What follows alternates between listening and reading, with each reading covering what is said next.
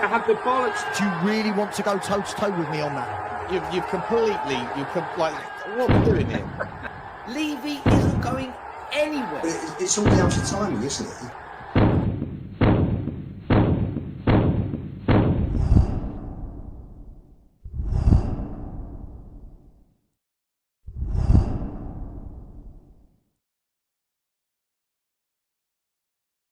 Yes, guys, how you doing? Welcome back to the Spurs Five. How are you? We hope you are all happy and healthy.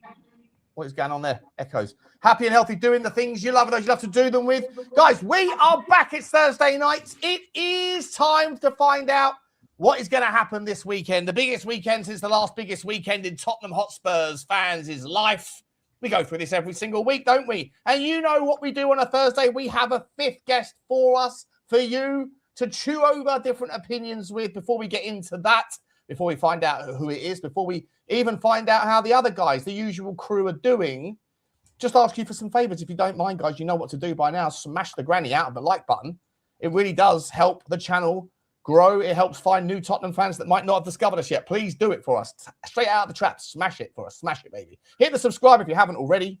We are on the march to whatever we are on the march to. Hit the notification bell and drop some comments thick and fast. Be respectful of everyone's opinions, but also be a little bit spicy. That's what we try to bring to the table here. So we expect you to do the same. We are, of course, available on all of your podcast platforms. So if you are someone that frequents Apple Pods, Amazon, or Spotify, where you can actually watch us back on Spotify, then please also give us a rating, a follow, and a review by looking us up there. You can follow us on the Spurs Five. And don't forget, guys, last but by absolutely no means least, we are always sponsored by the wonderful people over at OK Jersey. If you are looking for your latest athleisure wear, if you're looking for your latest clobber, then acclimate your way over to OK Jersey, Johnny. Acclimate your way over to OK Jersey. Give yourself a little code 5 checkout discount by getting an extra 8% off. They do have all of your Jeremy Jacquets. They do have your latest and greatest, the newest stuff. Some would say it's not even available yet, but it is over there. Also, you can get your World Cup jerseys if you're into that sort of thing. That's just around the corner. Code 5 at checkout does get you 8% off. Already amazing prices. So big up to them for the sponsorship. Let's find out how the boys are doing before we find out who the fifth is tonight. Lubo, how are you? All good, thanks. All good. Looking forward to Sunday. All ready for the game. Got my ticket email through this afternoon. Looking forward to the match. All good here. It's going to be interesting, isn't it? It's going to be. We have to chew through it all in just a moment. Johnny, welcome back. How are you, buddy? You all right, mate? Yeah, all good. All good. Looking forward to the biggest game of the season after the last biggest game of the season, and the biggest game of the season, and the biggest game of the season, and the biggest game of the season. But this is the biggest game of the season so far this season until next week, which will be the biggest game of the season. But listen, it is what it is. I've resigned myself. What will be, will be. And I'm just going to go with the flow. I'll be at the game. I'll be at every game between now and the end of the year. And we're in the championship. I'll be there too. It's just the way it is. It's just the way it is. No point getting upset about it. The ship has sailed. We've made our own bed, Sean. Now we got to lie in it. On the back of that, on the back of Johnny sliding in 5 different analogies there in the same paragraph, should we have a little game tonight between us to see how many analogies, who can get the most analogies out over the course of the evening? They have to make sense, they have to be relevant, and they have to be timely. Stelios, how are you, my man? Good to see you, bro. You okay? Yeah, I'm good, thanks. Good evening, everyone. Smash the like. Thanks for being here. First of all, just want to say Crystal Palace 1-0 up. Brennan Johnson on course to win 2 back-to-back European titles. Big up Johnson again, ole ole. And first analogy of the night, not surprised we've teamed up with Peppa Pig, an animal that likes to live in the mud and a club that also likes to live in the mud. Oh, pretty good actually. I like it. It's not an analogy, but it's a nice metaphor. I think that he's gone into a 5th-minute lead here still. 5th-minute lead, straight in. Very good. It's coming home. Very good. Let's find out, guys, who it'd be nice to see if Stoke could win something this season because Butler's been at the top of the predictions table for all too long. Let's see if that changes this weekend. We do, of course, have to take the predictions in. Anyway, there is Sean, hang on a minute. It ain't the fucking Jehovah's Witnesses again, is it? Hey, check before you answer the door, mate. Otherwise, I have to hide behind the couch. No, exactly. 100%. We'll find out who it is. I think there could be worse guests, but not many. We'll find out now, mate. I'm only kidding, my man in the background. Let's find out who it is. I think is he making his debut? I'm not sure. I think he's making his debut in terms of I've seen him here before.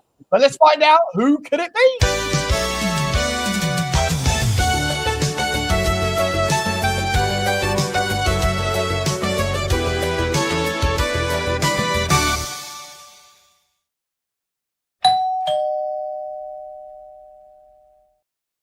Ladies and gentlemen, please welcome to the show. He's a fan favourite wherever he goes. At least, unless he's on the rabbit hole ramblings with me, where he likes to wind up other guests. But we love to see him here. I think he's making his debut. He was in the wheel selector, in the selector there. I think it might be his debut. Let's make him feel very comfortable. He's Mr. Miserable himself. Ladies and gentlemen, it is Eugenie. How you doing, Eugene? Good to see you, buddy. I'm good. Hey, when nobody in Europe is available, that's when I come in. So good to be on. Great to have you, Eugene. Great to have you, my man. Great to have you.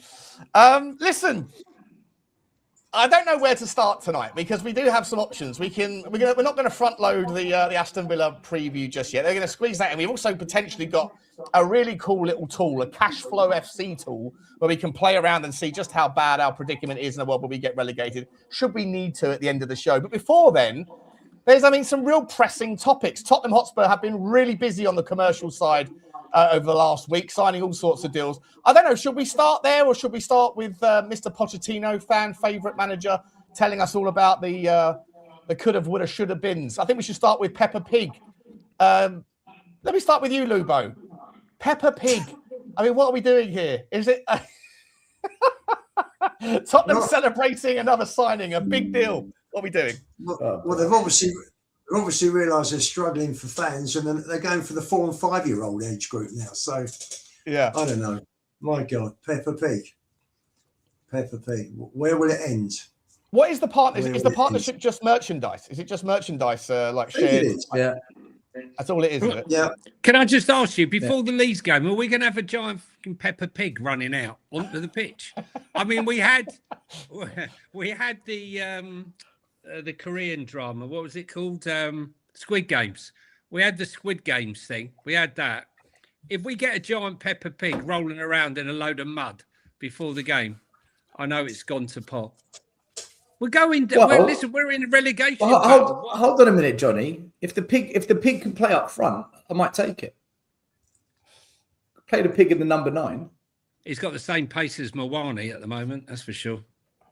Well, listen, it could be a major promotion in a couple of weeks' time, saying Spurs staying up, pigs will fly. So there you go. Sorry, 1-1 still. Very good. Very good. Very good. Hey, look at Lubo and Stell coming out the traps with some unique analogies and some little ring dingers. Well done. I have to catch up. I'm a little bit tired tonight. I have to get my shooting boots on.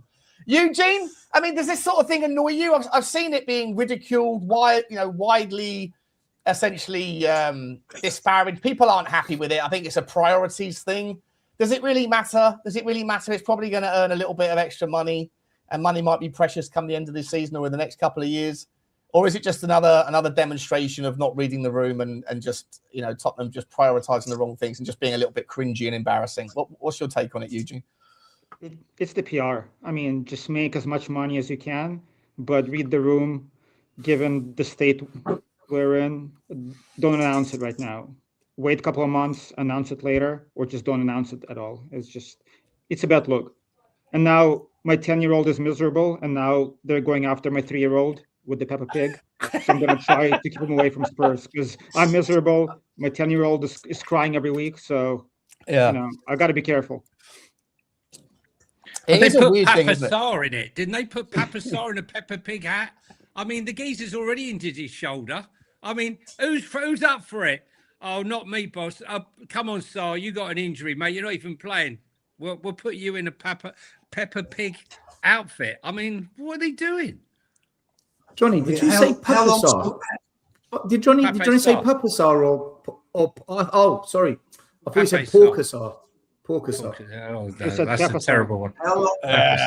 He's come out of the trap. He's got his load too soon. He's gone backwards now, mate. He's struggling, mate. He's struggling now. Come on, just so you don't need to. Taking them in. Listen, Paddy Power's got Peppa Pig for odds on to get an ACL before the end of the season. So watch this space. Yeah. Listen, I mean, Jewish club celebrating pork. I don't know. It's another one of these things. Just they don't read the room, boys. You know, they don't read the room.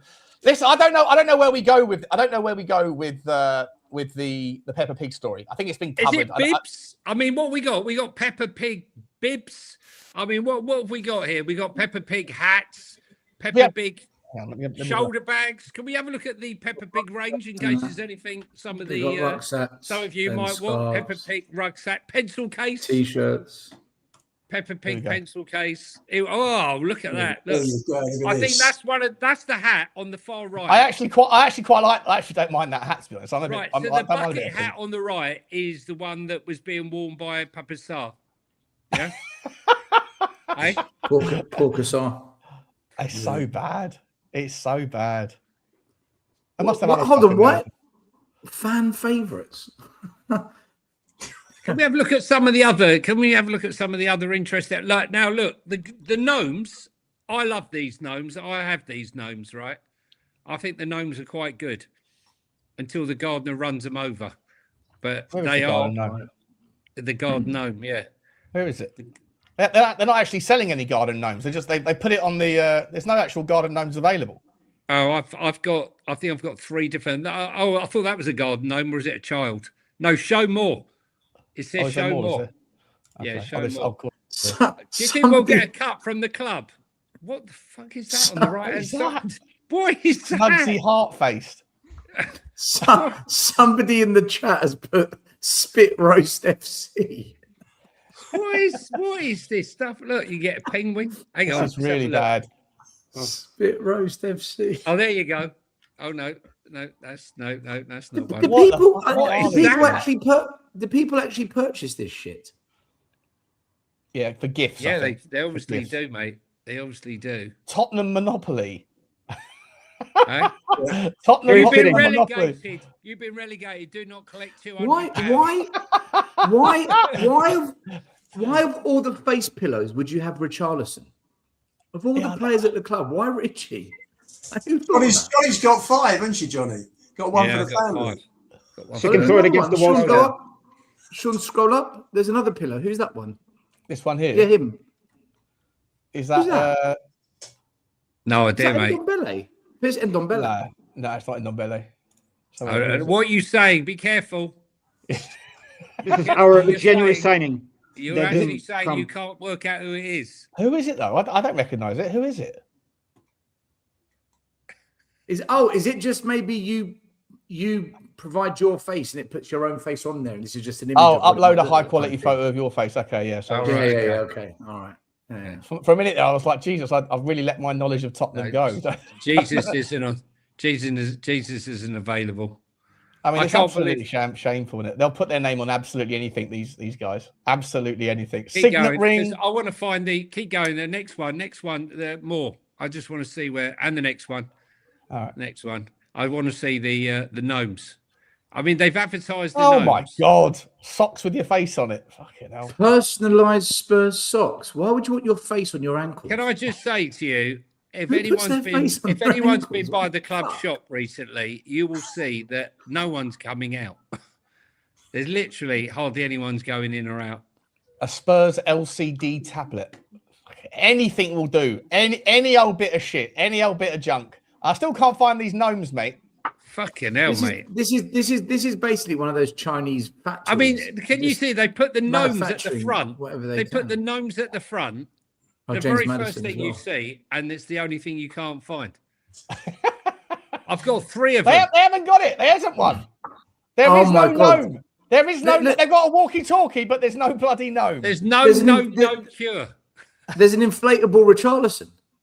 Is there? Yeah, look there. Oh, I might Is get that? one Wait, there. hold on. 1 minute. how 1 minute. big Look, is there's a it? hole in How- the back of it. Sean, how go big to the is back of it. Hang on that. Go to the rear. Okay. Mate, this is a sex toy. It's a Richarlison sex toy. It's where he fell over. Well, all I How can bi- how say big is, is it? How if big is it? anyone Hang you on. know is shoving their dick inside the back of that, they need to 70 be meters committed. tall. 70 They- centimeters tall. What's that? So that's about. Oh, it's pretty small. Short, and it's like a short Yeah. midget. Yeah. Mate, it's Oh, a careful. it's a Richarlison sex toy for the Richie nymphos. I'm just gobsmacked that of all of the things that they're putting out on the front of that, there's actually no gnome.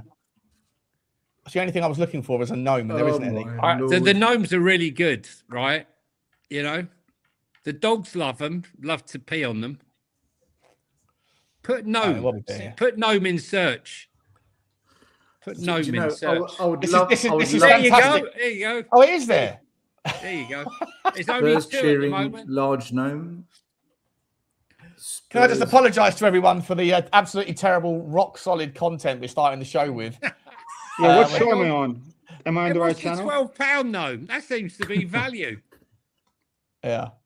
No, we are an original show, Sean. This is, what other show has put this on?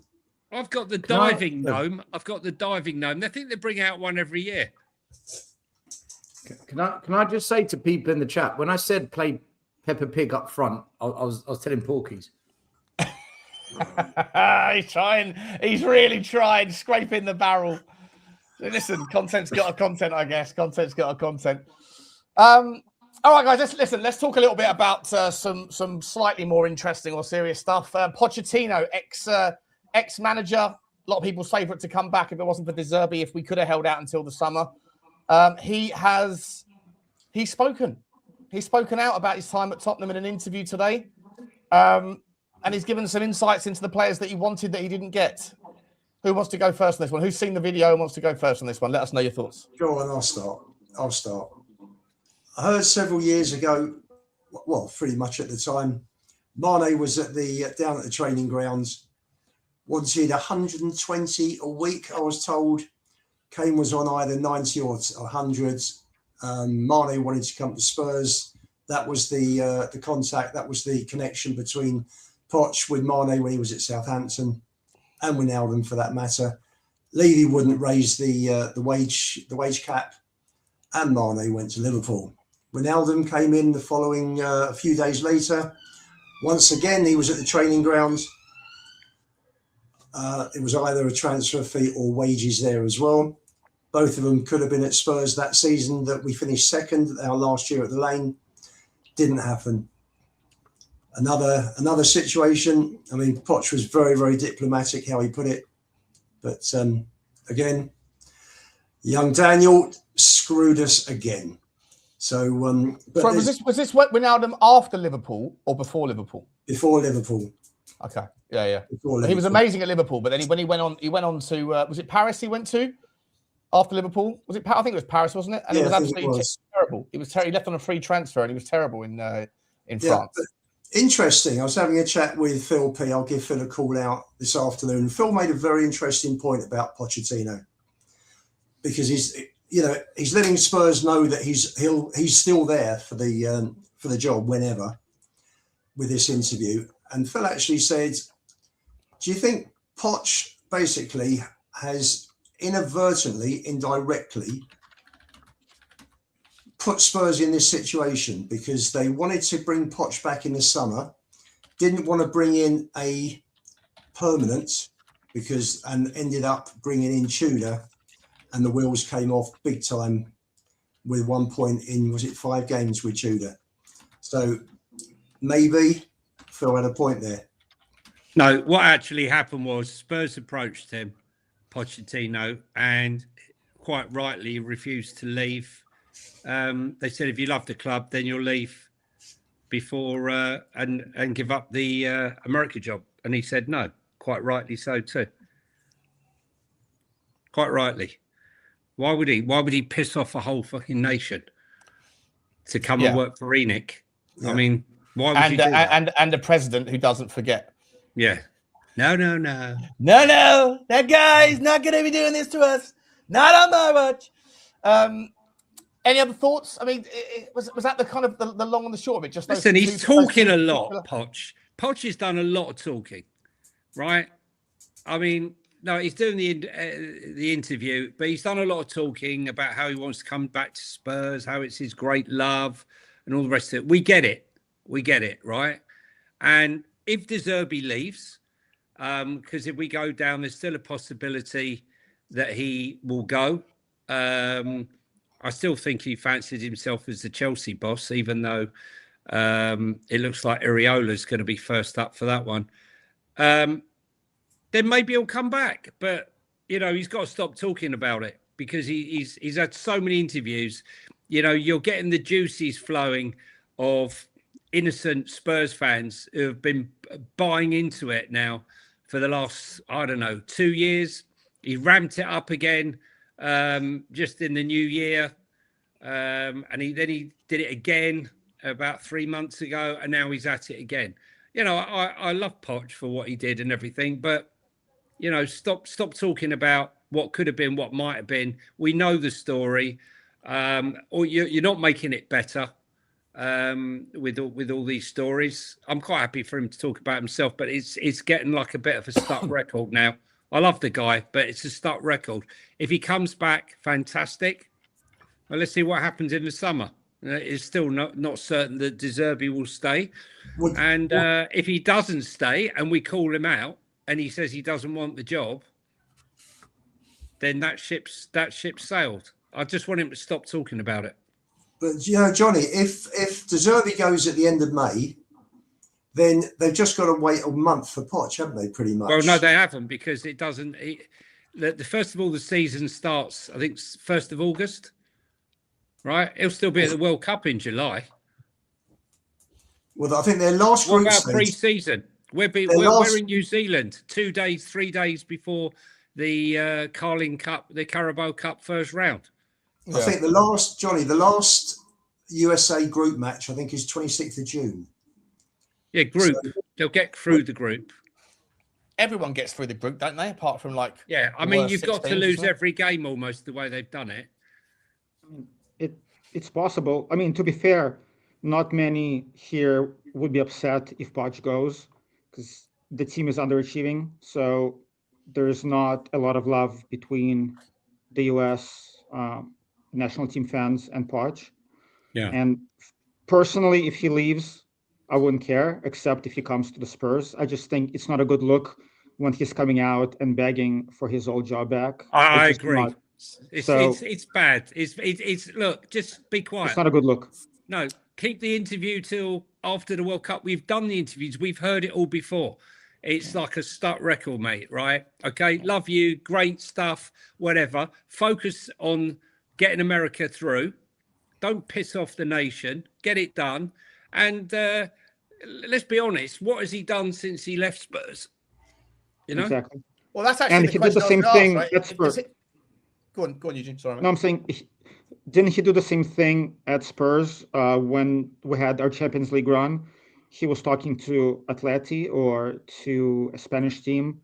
He was talking about leaving and exploring his options. So he has a history of doing it. And like I said, it's not a good look. Do you think that there's... is part of maybe the rationale as to why he keeps talking about Tottenham wants to come back is because he knows that... Do you think he's going to be able to get a job that is commensurate with where his reputation is amongst Tottenham fans? Tottenham fans, I think, universally think he's better than he is. I don't see him getting a job at a team that is anything like as good as where Tottenham fans would place him in the pecking order, if that makes sense. Yeah, I mean, PSG, in fairness, I think it was a huge job. And as we've seen at Real Madrid, no one can handle the egos of, Mbappe, Vinicius Jr., Rodrigo goes, Joe Bellingham, or in his case, it was Neymar, Messi, and Mbappe. This town ain't big enough for another ego. And that's why we spoke earlier on the channel that can't be mentioned, Sean. Sometimes it needs to be bigger than the players, which is someone like Mourinho to manage someone like Madrid, someone that can handle it. And Pochettino, maybe Pochettino Spurs in the Championship will be a good fit because, you know, the egos will be gone, mate. It'd be like people trying to listen to go up. That might be the right time for him. I would not think that Pochettino in a team of stars like he had to manage at Chelsea is the right fit, personally. Yeah, I don't disagree. They got Paraguay, Australia, then Turkey. So it's not a given that they're going to get through. No, I know it's not a given, but he has commitments, Lubo. As soon as you're out, you can't just leave. Yeah, you have commitments. That's unfortunate, the thing. And we'll be in pre-season training in July while the World Cup's still on. I don't know how that works. Like when's our first pre-season game? I don't know. We're playing in Auckland. I know we're playing in Auckland on the 26th of July, I think it is. And when's the World Cup final? 11th, is it? I think around the 11th. The players will have a 2-week break after the World Cup finishes. So a lot of the players that won't make it to the final will get if they get out earlier quarterfinals, whatever else, semi-finals. So they'll get a 2-week breather, but there's not a lot of turnaround time. And at what point in that break do you do your transfer strategy? Again, presuming Tottenham stay up, where Tottenham can make some transfers that are interesting. How this summer's going to be? There's always we're doing it now, Sean. What are you talking about? We're doing it now. We're looking for anyone who's free. Yeah, well, that's true. Who's free and willing to come to the Championship? And isn't that a concern? Yeah. Isn't that a concern that in a world where we stay up, all we can look forward to is free transfers? If we're in a world where we go down, what are we going to do? What are we going to expect? Well, just different free transfers. Yeah. In terms of the break after the World Cup, I'm sure FIFA have put a 3-week rule in now that players have to have a minimum of 3 weeks off. Who in their right mind? Who is the fucking idiot that decided in a World Cup year, right? Forget going down, that we should go to Australia and New Zealand, right? Again, we've written off America. The growth in this club in North America is huge, and well, the whole of America. Yet we've completely written it off. Instead, we've no offence to New Zealand. I heard it's a lovely place. I know people have been there, but it's not a growth opportunity area. America is. And I know the World Cup's there, but after the World Cup, maybe the fever for football is even greater.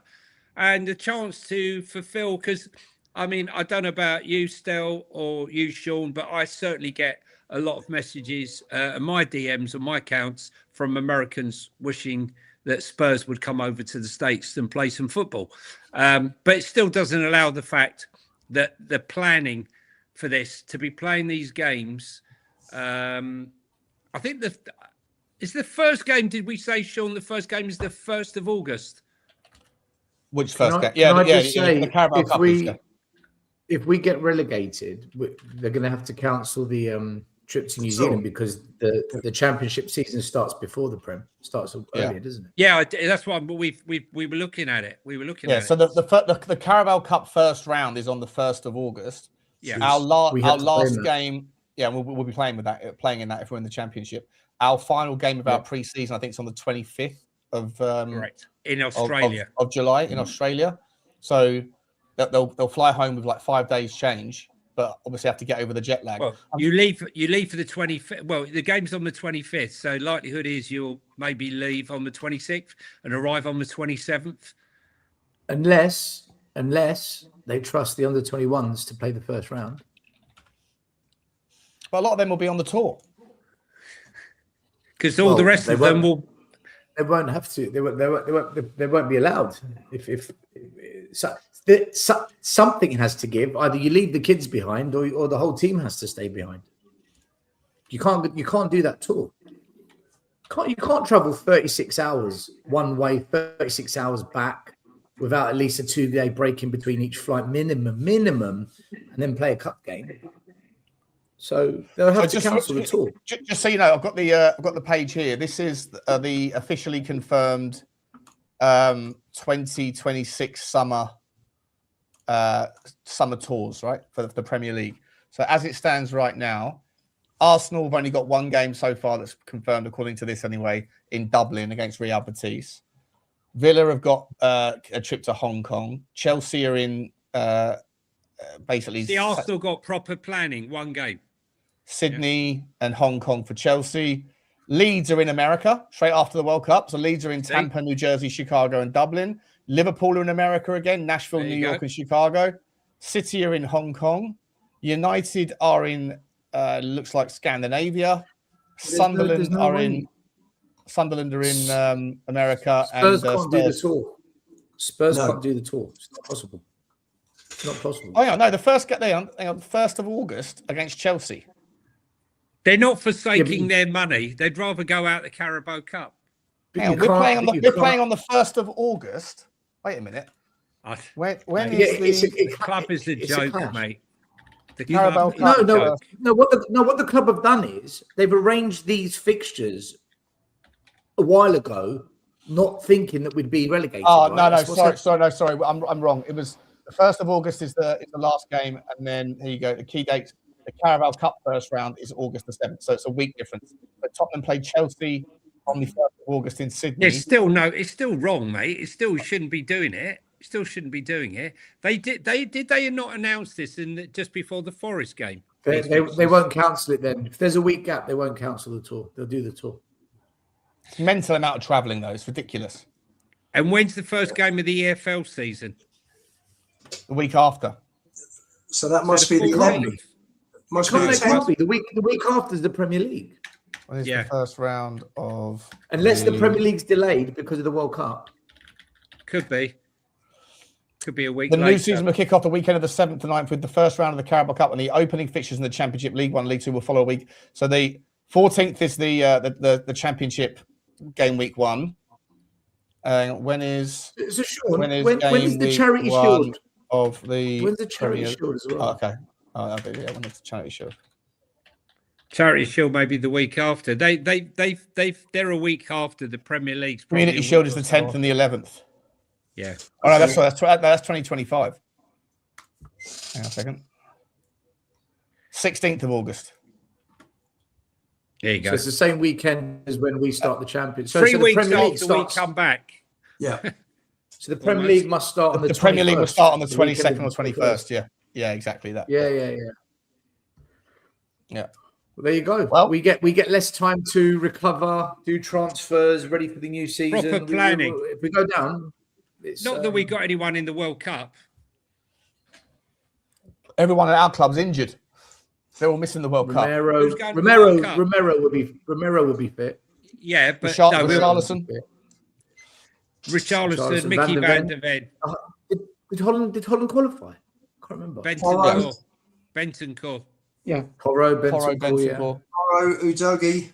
Vicario. Adogi's not going. Italy aren't in it. No, you're right. Italy, you're right. Italy's not in it. Yeah. Well, Italy might be replacing Iran if Iran get kicked out. Apparently, they're trying to. Is that real? How they going to kick Iran out? That's fucking outrageous. Yeah, because they want the Italians in for the Italian vote. You can't, it's not Iran. It's not the Iran players' fault. What are we doing here? Sure. One minute. Hold on. Hang on. Still, Infantino said today that Iran will be at the World Cup. Mate, hold on a minute. What country is the World Cup in? America. It'll be a blast, Iran, America. Yeah, the country that's just gone to war with Iran. Yeah. Yeah, and to be fair, I mean, Russian athletes were kicked out of the Olympics. They were kicked out of the Wimbledon. They were kicked out of all sorts of things when Russia went to war with Ukraine.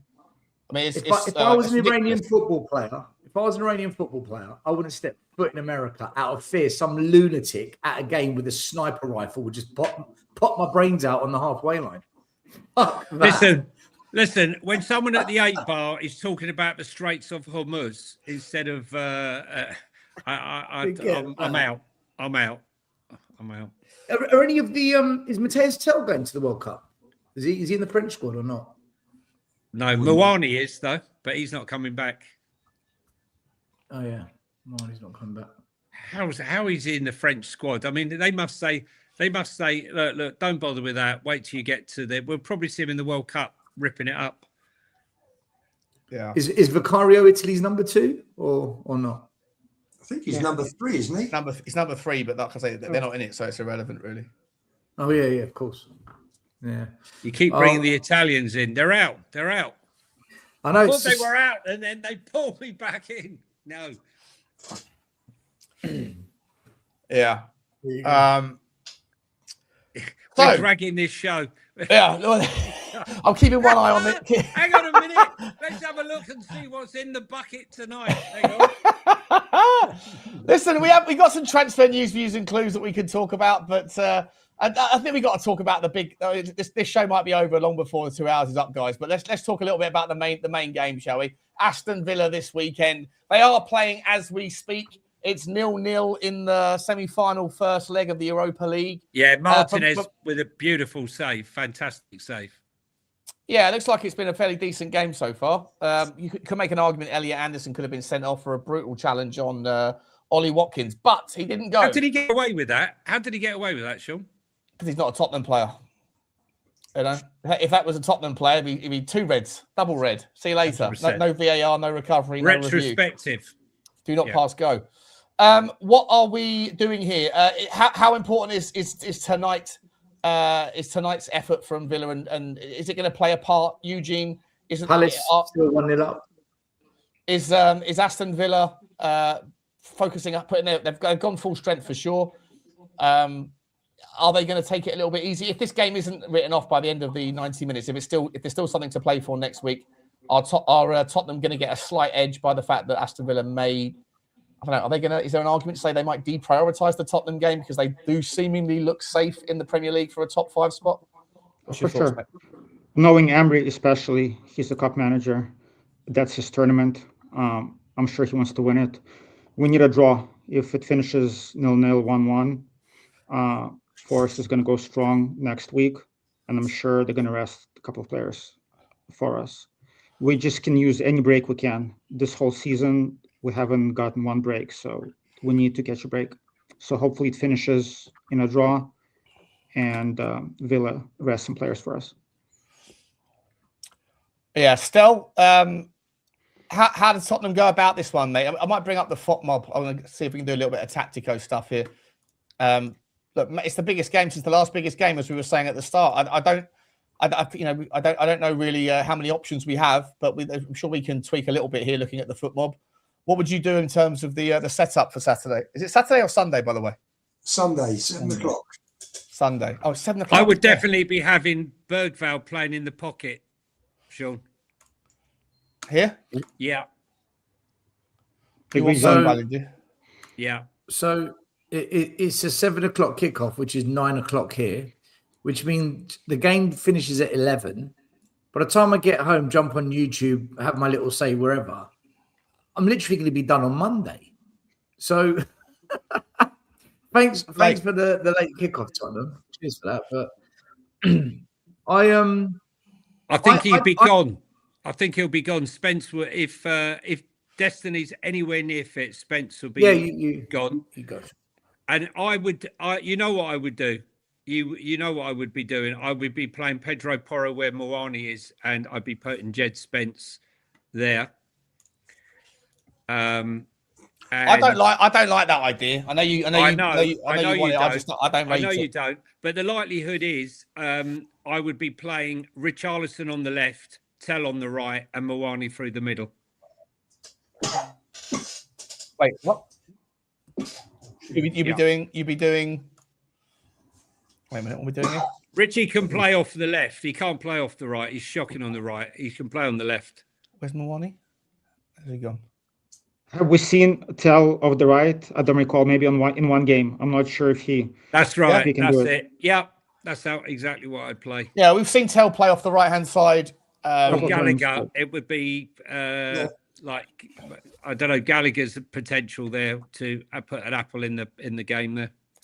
We've seen Matisse Tell off the right hand side in a couple of games. We saw it in the second against Brighton in the second half, and we saw it obviously against Wolves as well. I think when he's. he I came think on. he's. The I think problem he's. is though is that Matisse Tell can only beat a man down the right hand side. He can't, if he's going to play off the right, he can't cut in because he has got absolutely no left foot on him or very little left foot. So he's always going to get to the byline, and he'll do very well. He can beat players, but then he's got to whip the ball in, and someone's got to be there to put it away. And I don't. Well, Richie can Richie, drift. Yeah, Richie can. The thing is, though, Richie can drift off that left-hand side, so he can play a little bit closer to. I think he'll play a little bit closer to Moani. Yeah, exactly as you got it there, and I think you'll find Destiny Adogi will be making those runs beyond there to supplement to the front. I like to see Adogi maybe arriving at the back post, or Richarlison at the back post there. I think that's the best setup. I think Bergvall could play a part. Gallagher's struggling at the moment. I don't think Bergvall will start.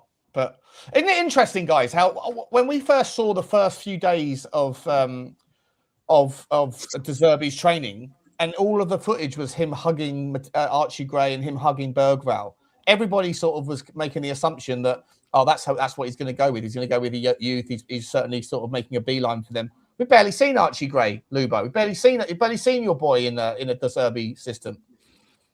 Well, listen, Archie God, isn't it? Could be. Well, listen, it's players have come back on there, haven't they, after injury. Basuma's come back, Bentancur's come back, and I think you've got to put the experience in for these big games. Yeah, there is so much riding financially on Spurs staying in the Premier League that this is the place for pure experience guys. That I'm not saying guys that have been there in terms of a relegation scrap, because hardly any of them have, but just players that are like senior pros, and this is what Spurs need. So there's no complaints from me.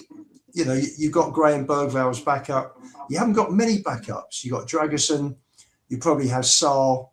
You may have, Porro or Spence, whoever's going to be on the bench. There's going to be 4 or 5 senior pros, but there isn't much more than that.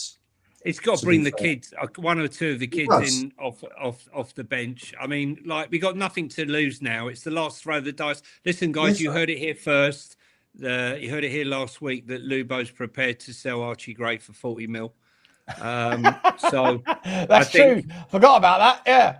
Yeah. So, even Lubo's resigned himself to the fact that he hasn't cut the mustard. But look, the thing is, I think you have to play as much as. Did we see the story that De Zerbi said he's spending the entire week with Kolo Muani, breakfast, lunch, and dinner, to try and get him in the mood? What sort of player are we talking about here? Seriously, I think you'll need to get 2 kids on the bench. I would think. You've got the screens. You've got Sousa as well, that I'm sure that will be on the bench, and if he's not going to bring in a Thompson, when Williams Barnett has just come back after injury, then pretty much your best bet, I would think, is Olusesi. I don't think it's one of my favourites. Go ahead. I was about to say, I don't think De Zerbi starts Palhinha. I'm not sure if Palhinha is his type of a DM. I don't believe he started previously. I think he might go with Bentancur in the 6 and go with Bergvall and Gallagher, just because we need some attack. We can't score goals. We need some runners. And guess who scores the goals? I mean, the amount of goals Paulinho scored. I've seen him do the overhead kick. I saw him score the goal from outside the box against Wolves in the home game. We saw him score that last goal. I mean, this is a guy. The amount of disrespect Paulinho gets. Yes, he has limitations, but if you want a guy that's committed to the tackle, that wins the ball, wins it and gives it, for me, Paulinho's got to be there. I mean, but I understand why he'd want to play Bergvall and Gray and Bentancur. So it's a tough one.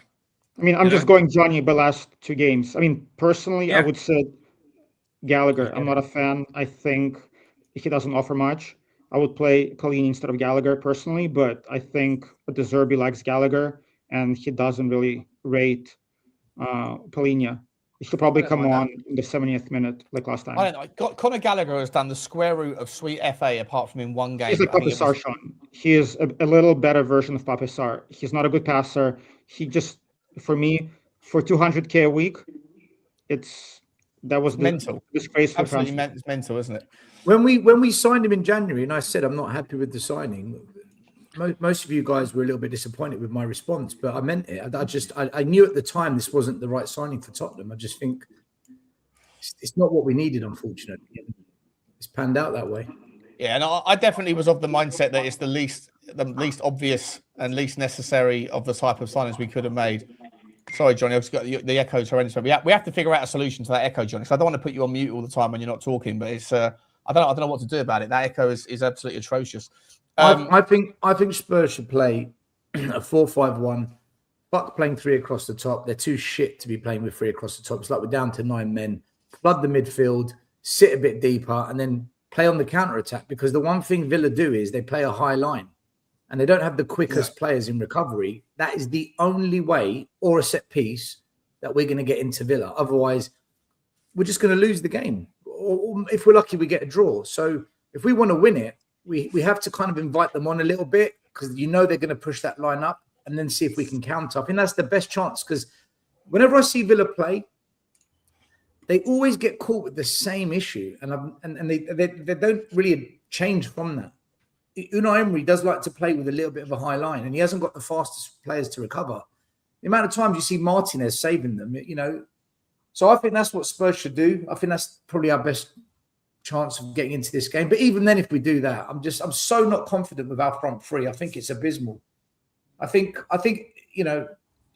whatever we do in this game, even if they rest a few players, if we get to the last 25 minutes and we need to make changes, what kind of players have we got on the bench to bring on for this game? I mean, I don't even know who's on the bench. Let's assume Bergvall, Gray. Well, if we're going to start with that, or who's the game changers to come on? You got Basuma. You got Basuma to come on. He's not going to score a goal. He's not going to. Basuma, Gallagher, Gray. Can Madison play? Madison, I don't doubt it. Obviously, at the top we've got absolutely nobody. Solanke's now out. That's confirmed. He's out for the rest of the season. So you have Tynan Thompson. Tynan Thompson as an option, or you could bring on maybe Souza, who's obviously the left back, but could play. He had a little spell as a right winger against the Liverpool and put that bullet shot in. That was an unbelievable technique for the shot. And Sean, that's it. And the opposition, if they rest players, they're going to have some proper heavy hitters that can come on in the last 20 minutes if they need to. Sure. And tear us a new one. So that's why you've got to be compact at the back and try and nick a goal from a set piece. And I know it sounds depressing and like defeatist, but this is why if you play expansive football, we're fucked. And if you play tight football and don't create from set pieces, I semi-agree with you. I semi-agree with you, which is why I'm saying try fully agree with me, and you might be close to being. You might get something right for a change. Mate. No. We can't do that, Sean, because there's flaws in your method. We need to go with 1 up top. At worst case, 2 up top.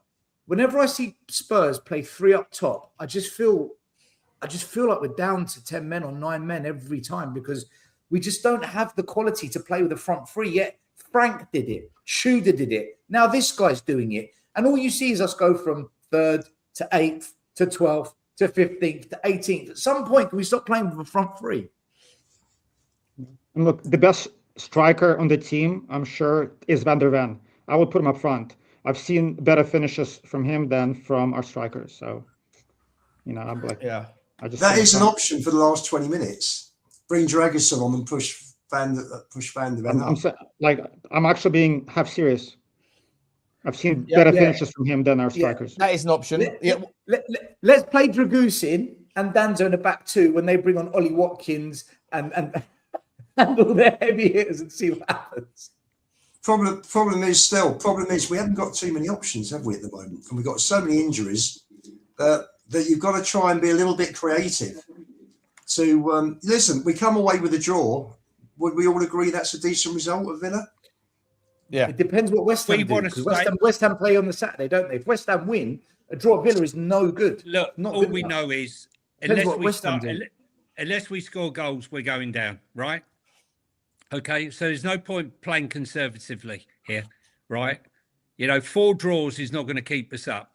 Okay, you know, a draw away at Villa, a draw away at Chelsea's is fantastic, right?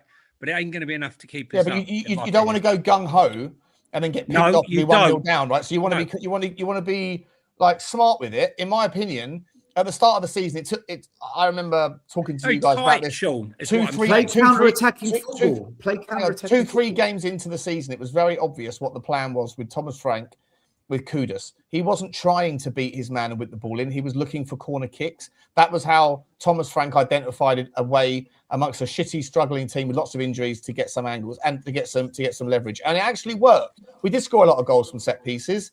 And I think that we might need to revert back to that. So, like, you play tight. You certainly don't leave. You don't be like gung ho and then get counted on. But ultimately, if you can get a corner kick in the first, get a few corner kicks in the first half, you've got Benton Cause good in the air if he's on the pitch. You've got Pochettino if he's on the pitch, is good in the air. You've got Danzo who can maybe cause a little bit of mayhem with some long throws, maybe not, but either way, decent in the air if he's in and amongst it. You have Matisse Tell, who's good at crossing the ball in from one side. If Pedro Porro's playing, you can have him who can put the ball in a sixpence from the other side. I genuinely think the way that you can get a 1-goal advantage in this game in the first half is through a set piece. And if we do go 1-0 up, there's a chance. If we go 1-0 down, we know we're not going to win the game. But if we go 1-0 up, that's what happened against Wolves. And maybe we can just sneak it. And then if you get to the second half and you're still 1-0 up, you batten down the hatches and then you just play on the counter again. You try and find go for set pieces and just get away from that place with a point. Or if you can sneak a win against a tired team that are focused on what happened tonight and what happens next week, then, I mean, if there's a way that you can by hook or by crook get the 3 points on Sunday, then it really puts Tottenham in a very strong position. But if you have to play the cards, play the hand that you're dealt, and the hand that we're dealt right now is 7-2 offsuit. It's not great. Sean, it was interesting watching Porro with the corners last week, curl them out towards Mickey van der Ven. The first one, Van der Ven got his head onto, keeper saved, and the second one created a few problems. The third one ended up, I think, with the ball in the back of the net. That's because Matisse Tell wasn't on the pitch in the first half, right? So that Porro was doing it from both sides in the first half. Is that right? No, I'm talking about second half because Porro was right in front of me, and Porro was whipping in corners. It was out swinging away from the keeper. Right? Was Matisse Tell on the pitch? Yes, I think he was. Was Tell taking them from the other side? Normally he does. If he's on the pitch, he takes them from one side and Porro takes it from the other, because we do the same thing every single time, which is hit it to the back post and then hope that one of the big guys can get up and knock it back across, right? It's very predictable. It'd be nice like at some point to have a bit of variety, but if it's sure what's working. Do you know, more than tactics and who starts where and counter-attacking, possession, front foot, pragma, that's important stuff. But for me, I really think the most important thing in this game is if we play with the intensity we did against Brighton, we'll be in the game and anything's possible. If we play like we did against Wolves, I don't care what Villa team they put out, they're going to fuck us over. Yeah, we will not beat Villa if we play. So for me, it's how we actually play as a team. Is it with spirit and fight, or is it with lethargicness? Is that not influenced by the team that you pick? Because the players that we have generally that have the fight and the spirit to do that, well, they were left on the bench against Wolves. Matisse Tell is a guy that has just quickly. But Sean, he started with the same team he started against Brighton. He started with the same team. Well, okay, that's a fair point. That's true. Apart from there was Destiny Doggy was out and Jed Spencer was back, and there was one other change. Out of injury, okay, yeah, but otherwise he started with the same squad that started well against Brighton. Sure, but if you're looking for passion and heart, then for me, I mean, they're going to play now because we haven't got any other options. But Matisse Tell is someone that can give you that motivation and that zip down the right, and Richarlison is someone that can get you fired up as well. So if Tottenham are going to need to have that additional kind of 12th man within themselves, then maybe just by hook or by crook, because of the forced injuries, Mawani doesn't invoke any kind of motivation, but Matisse Tell does, right? So that's a forced change that might end up giving that kind of kick up the backside that we need. But you're right, still. If we play like we did against Wolves, we're going to get turned over. We have to play with an energy and a determination. Yeah. Just going to tactics for a second. So still, to your point, if we play on the counter, which would make sense against Villa, issue is we have no pace on the wings and we have nobody who can make that pass. With Kuti out, there is nobody who can actually make a good through pass, a through ball, or a long ball. So playing on the counter, it doesn't suit who is available for us, unfortunately. That's going to be an issue. Yeah, usually Porro's got a nice pass on him. He does, when, but when Porro plays well, Tottenham play sometimes. better. When Porro plays like shit and his passing's off, Tottenham always play like shit. He's like a barometer for how Tottenham do. Look, as far as I'm concerned, we got 4 cup finals, right? Yeah. Okay. I don't want to hear any more bullshit, right? If you're up for the fight, let's see the fight, okay? Last night, in the game against Atletico Madrid versus Arsenal, we heard all about the fight. We heard about all the aggression that was coming on. And what happened? Spurs, Atletico Madrid turned up in that first half like Spurs did against Wolves in that first half.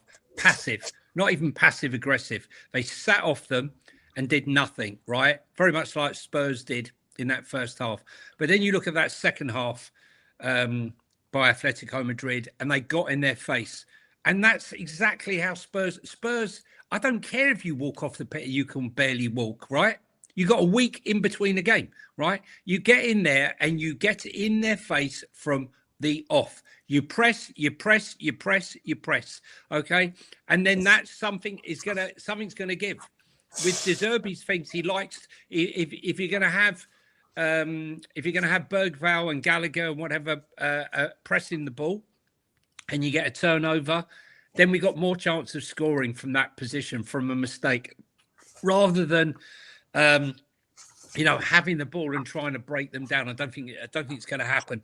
They've got an 8-point gap between the next team. They only need to get 4 points between now and the end of the season to secure that 5th place and the Champions League. So I don't think they're under threat from there.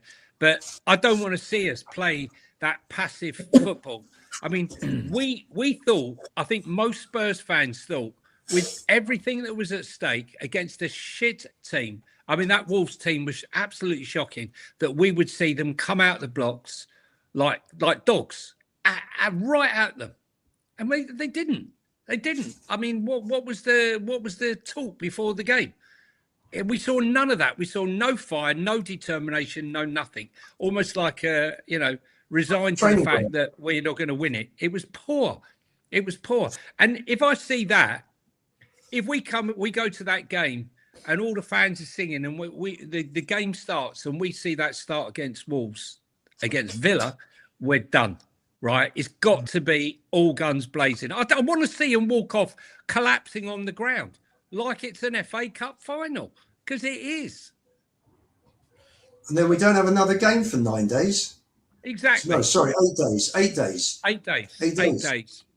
It could be worse. We could be Man City, 4 games in 11 to make sure Arsenal win the title. Yeah. But the issue, Johnny, even if they put in effort, it's a quality issue. I mean, honestly, I just don't see how we score goals. Unless it's a set piece, unless we catch a break, we just lack any quality up front. And the midfielders have they cannot pass the ball. So I was watching the Wolves game. It was so depressing. Even when I did see some passion, some energy, the quality of passes, the quality of finishing was shocking. Nobody can control the ball. Nobody can link on play. You're right. It was terrible. You're right. My point here is, are we to say that in a cup game, how many times have we seen in cup games the team with no skill or the poor quality of play in comparison to the team they're playing somehow managed to get the victory due to the will and determination and belief? And I don't believe that. I believe if you get into them, right, a lot of those players in that Villa team are thinking about the Europa Cup final, Europa Cup semi-final, the World Cup, right? And I think if we get at them, and I still believe, and I keep championing it, Paulinho is our man. This is a guy who's here on loan and has shown more passion for a guy who's not even committed to Spurs than the people who are signed and committed to the club on a full-time basis. He's running over to the fan, trying to keep the fans down when Mickey van der Ven and Porro were trying to attack the fans, have a go at the fans in the away game. He was the mediator, jumping into the crowd to celebrate both games against Wolves. That goal, the overhead kick he scored against Brentford, the tackles he's made this season, right? That's what we need. And he took on all the Villa players when Watkins was celebrating in front of him after the cup match. Yeah, that's right. Yeah, exactly right. That's what I want. Would you sign him in the summer if we stay up? 100%, mate. 100%. Not even in question. Not even question. If he was willing to, he's our Hotspur. He's our Hotspur almost. Yeah. Yeah. You know what, Johnny? Thinking about it now, they mentioned really good Premier League player. Sorry, Eugene. Yeah, go ahead. No, I'm just saying I would start Palhinha at center back and put Van der Ven on the left, and just make him, ask him to make runs. But go ahead. If you're gonna put Van der Ven at left back, you might as well just put Dragus in at centre back, right? I've never understood people that don't like Palhinha. I've never ever understood it. I was so excited when we signed him. I remember in the summer. I said I think he's going to be our most important signing in the summer. I think he's such a good player. I was begging for. I remember having a conversation before there was links. I was talking with Sava on his show one night, and we were talking about whether we were going to get Matisse Tell on a permanent deal, but before he was made permanent, we weren't aware, or I wasn't aware for sure, whether or not the deal was essentially organised from the January window. And I was like, if they're trying to figure out the way to get rid of that money that Harry Kane owes us, why don't we see if we can go and get a couple of players from Bayern Munich? And I was like, Palhinha would be fucking brilliant. And then lo and behold, he came, and I was like, absolutely delighted. Look how good he was. I don't think he's been used enough by our managers. It's weird. Like Xavi Simons wasn't immediately picked by any of the three managers, and neither was Palhinha for the most part. But Palhinha still to this day doesn't start for Tottenham. How many points has Palhinha got? It's a joke that he doesn't start. How many points has Palhinha won us this season? I'm not quite sure. Quite a lot. Quite a lot. If Palhinha doesn't start against Villa, I'm telling you. By being the goal scorer, you mean? Yeah. He's our top goal scorer in midfield. No midfielder at Spurs has scored more than Palhinha. Yeah. Just by that metric alone, he has to start. I'd start him ahead of Conor Gallagher right now for sure. He scored six in. I would start him ahead of every other midfielder on the simple basis that Johnny said, we need goals.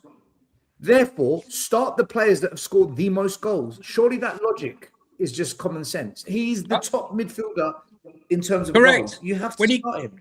When he came on against Brighton, he had the first touch he had against Brighton, literally the first touch, he shot the goal and the keeper had to make a save. Could have scored. Could have gone anywhere. Amadou Onana's gone down with a hamstring injury. Yeah. He was a doubt. Now he's gone. Come on.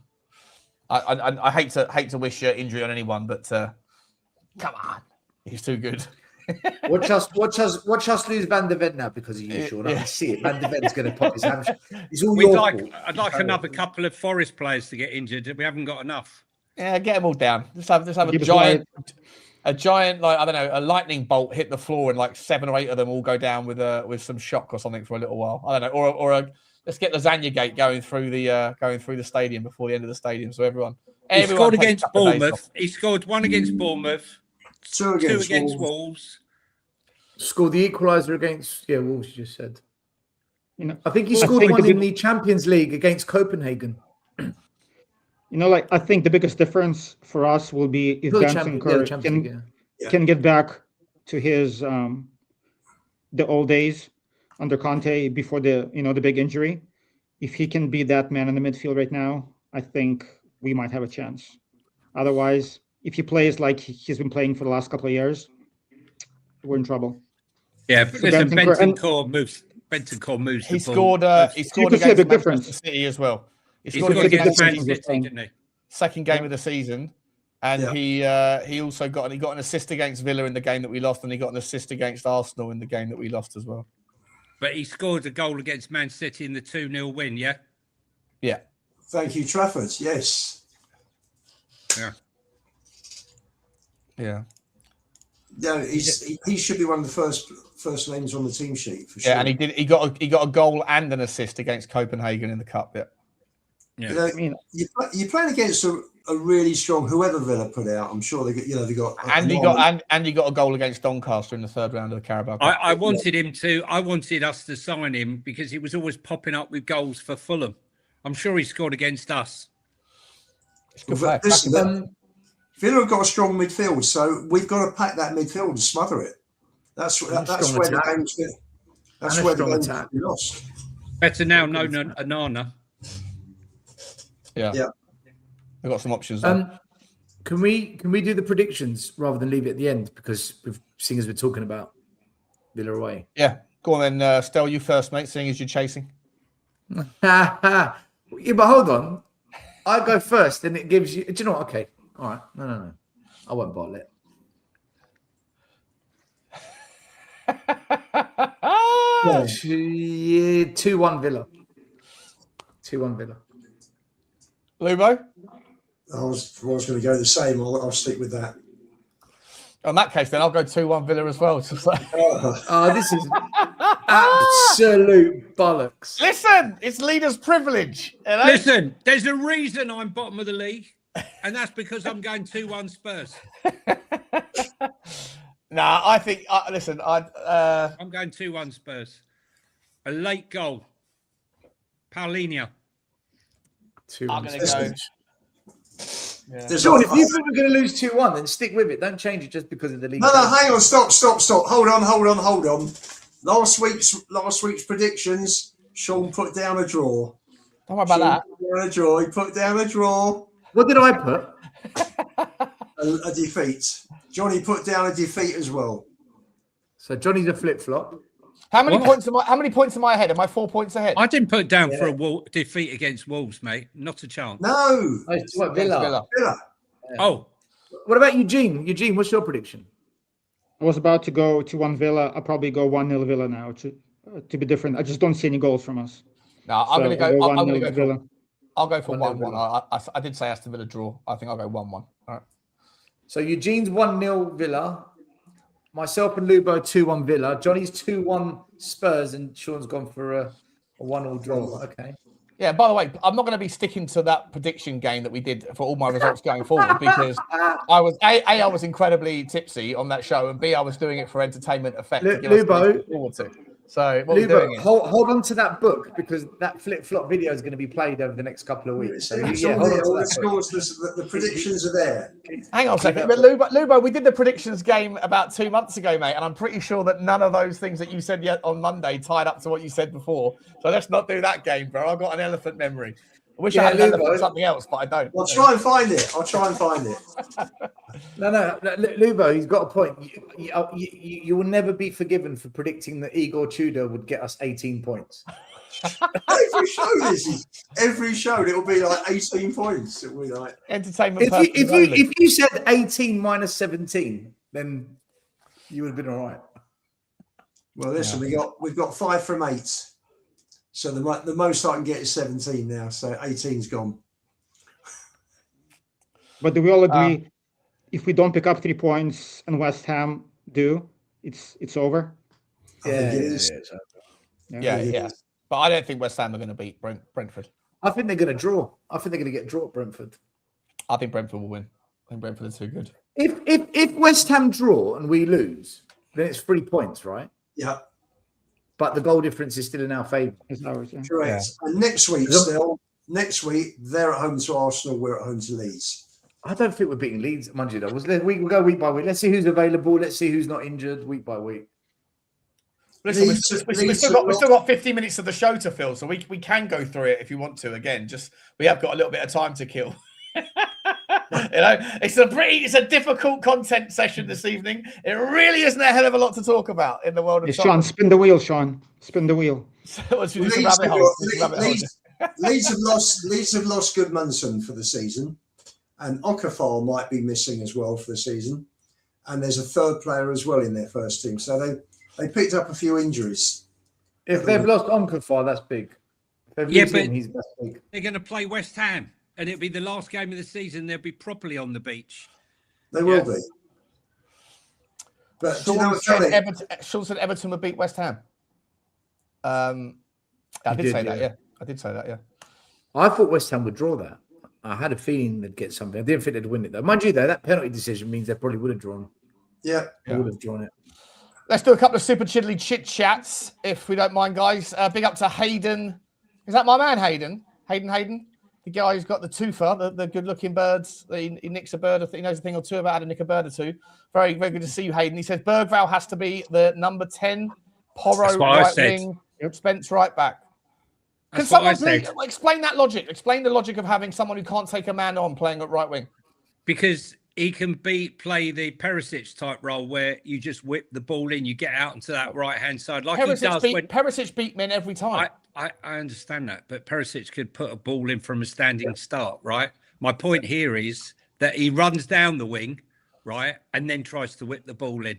If he was already on that wing, if you got a player like Richarlison and Mawani who's constantly on the shoulder of the last man, as opposed to Solanke, who's in the middle of the park, right, who's got no chance of getting in the box, then we might have half a chance.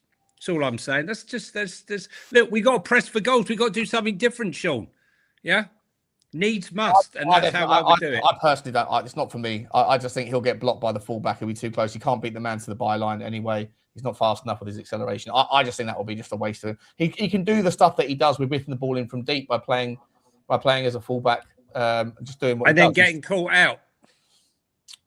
Yeah, but look, I mean, I could say I don't see the upside to putting him as a right winger. Spence, but I'll tell you the upside is because Spence actually can operate on that right hand side and make marauding runs down that So then just drop Pedro Porro. No, because they can dovetail between the two and drop back. That's the way I look at it. We're experimenting with formations now in the most crucial game of the season. For me, it's not that experimental because they can both operate on that side. Well, it is experimental. They haven't done it before. They did it once, I think, in the Aston Villa game last season. We're down season. to how many players are we down to, mate? We got Colin Mawani who walks around the pitch like he's on holiday already. So, needs must. Anyway, look, it's only an idea. Anyone else? Any other takers on Porro as right wing? I'd give it. Bergvall, I like the idea pushed up behind. I only like the idea if the striker's going to be in the box. If the striker's going to be dropping deep, yeah, 100%, Still, that's exactly my point. I don't want to see him playing the Dom Solanke role, sat in the middle of the park. Forget it. I want to see Richarlison and Mawani on the shoulder of the last man. That's it. That's your job. Terrorise the back two. Which will be Tyrone Minge and who else will be playing? Kamara and Minge. Yeah. But John, you don't think we know if by some miracle we're up 1-0 at the half, Poirot's got to go sit. He's shocking defensively. We need Spence on at the half if we're ahead. Well, that's what I'm saying. More solid. Yeah. Yep. Big up to Hayden. Thank you very much, my man. Appreciate you, bro. AU's has come in saying play 2 up front with a false 9. Yeah, I agree with that. I'd rather that than 3 up front.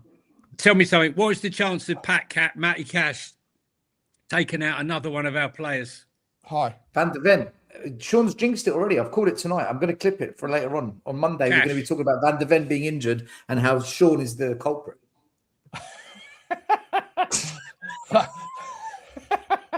Fair enough. There you go. It's what it is. It is what it is, I guess. Big up to you, user. Thank you very much indeed. Curly Norman says start Peppa Pig as a false swine. Very good. Now that's the best one of the lot. Far better than anything this bozo came up with over there. Much better. Very good. Curly Norman. Curly Pig. Good. Yeah, curly tail pig. Well done, mate. Very good, Curly. Thank you very much, mate. Appreciate you. What's this one for? What's this one starred? John George. Stella Gate, good times. Come on. We're going to have a good time tonight. Stella, what made you star it? Who started that? I wonder who started that. Johnny, is it you again? Yeah. I only starred the abuse ones. I think it's that time of the show where the weekly part of the show where I have to reconfirm that Stell does in fact still want us to lose against every team that we are coming against because of his what's good for the brand is good for the is good for the brand. Stelligation, right? You still want Tottenham to lose on Sunday. Just to confirm. I want a complete reset of the football club, which means, unfortunately, we need to drop a division for a couple of years and reboot the entire club. So, Sean, can I just ask you still, will you be holding a party? That's my political response. Will there be a party? Will there be a party? Not a political party, like a celebratory party. Should we go down? Yeah, I've spoken to Spurs song sheets and changed for Tottenham. We're going to get the bus out again. So watch this space. Wow, fair enough. Big up to you. Big up to the guys for the super chats. Right, guys, do you want to play this cash flow game? We have a little play around, see how much damage we could be. Have a little look at it, shall we? So this is something that I stumbled across. Someone shared it in a different WhatsApp group, and I thought it was interesting to look at least. And what you can do basically, it takes last year's figures for all of these things and then estimated figures for this year. But you can basically dial things up and you can sell players and keep them or loan them out, whatever. And you play around with all the kind of potential.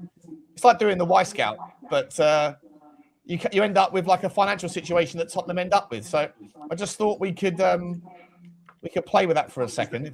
Pause. Yeah. So that'll be fun. See what we end up with. This is based on relegation, Sean? Based on relegation, right? So match day is estimated to be 126 from this season right now, right? So for the next year, it says that it's estimated at 81 million. But as you can see, if you are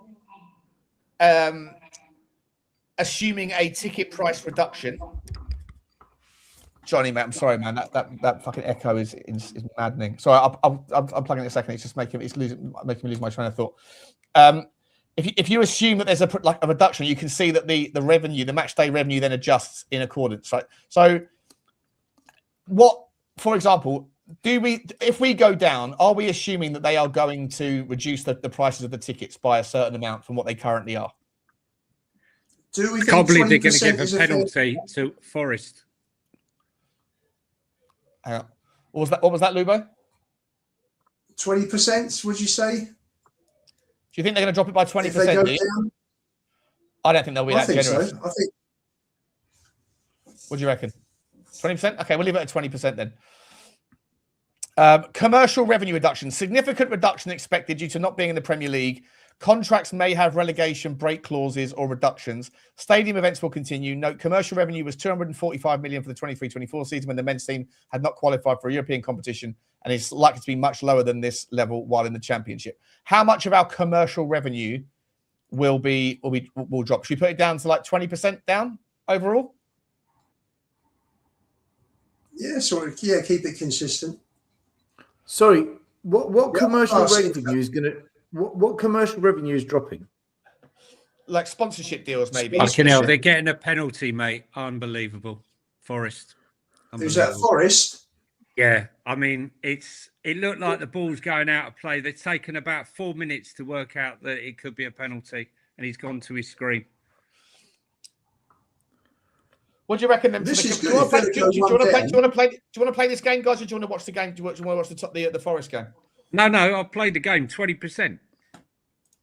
20% on commercial. What about attendance reduction? What do you reckon we'll be having what's the reduction in the attendance? Well, it depends. It would depend very much on how greedy the club are. You know, if they make every game 40 quid, then we'll sell out, right? If they make it £80 and £100, it's going to be, we're going to end up with 35,000, 40,000 crowds. In my opinion. Yeah, so if they reduce the ticket prices by 20%, are we suggesting then that it'll be like only a 5% reduction because everyone will still go to the game? Well, I think the price we were talking about reducing, it would still make Spurs the double the most expensive ticket in the Championship. Yeah, so if we reduce the ticket price by 20%, do we think that most people will turn up to most of the games next season? You got 21% more matches in the league. Yeah, that will be baked in, I think. I hope it would be baked in anyway. So in terms of maybe trips to the club shop, food and beverage. I don't think there's going to be an attendance reduction. I think the prices will drop to. All right, so I'll make it just reasonable, like 8% less then, 8% less. All right, just something around there. In terms of operating and capital expenditure, fewer matchday staff, reduced non-playing headcount, tighter operations. Are we going to reduce our? They scored the goal. Are we going to reduce our operating expenditure by any amount of money by basically sacking people next year? Well, there's can we get rid of Vinay? Get rid of Vinay and Lang, right? Boucher will take on the role of chief executive, first team coach, director of football, PR. He could do all the roles because he thinks he can do all the roles now. No, you've got to get rid of. We're going to have to cut back staff for sure. Yeah, Quite a lot. All right, so I'll increase that by 10% then. We'll leave capital expenditure in the middle. I don't know what that really means in terms of like the specifics. That's a great pen. Squad decisions. This is the more fun stuff. Right. How much do we think overall on our wage bill is going to be reduced by people having a clause where you pay them less in the Championship? Very few. I don't think it's that many. I don't think. I think it's all media hype. I think at best 20%. All right, maybe Gallagher, since he came in late. That's probably it.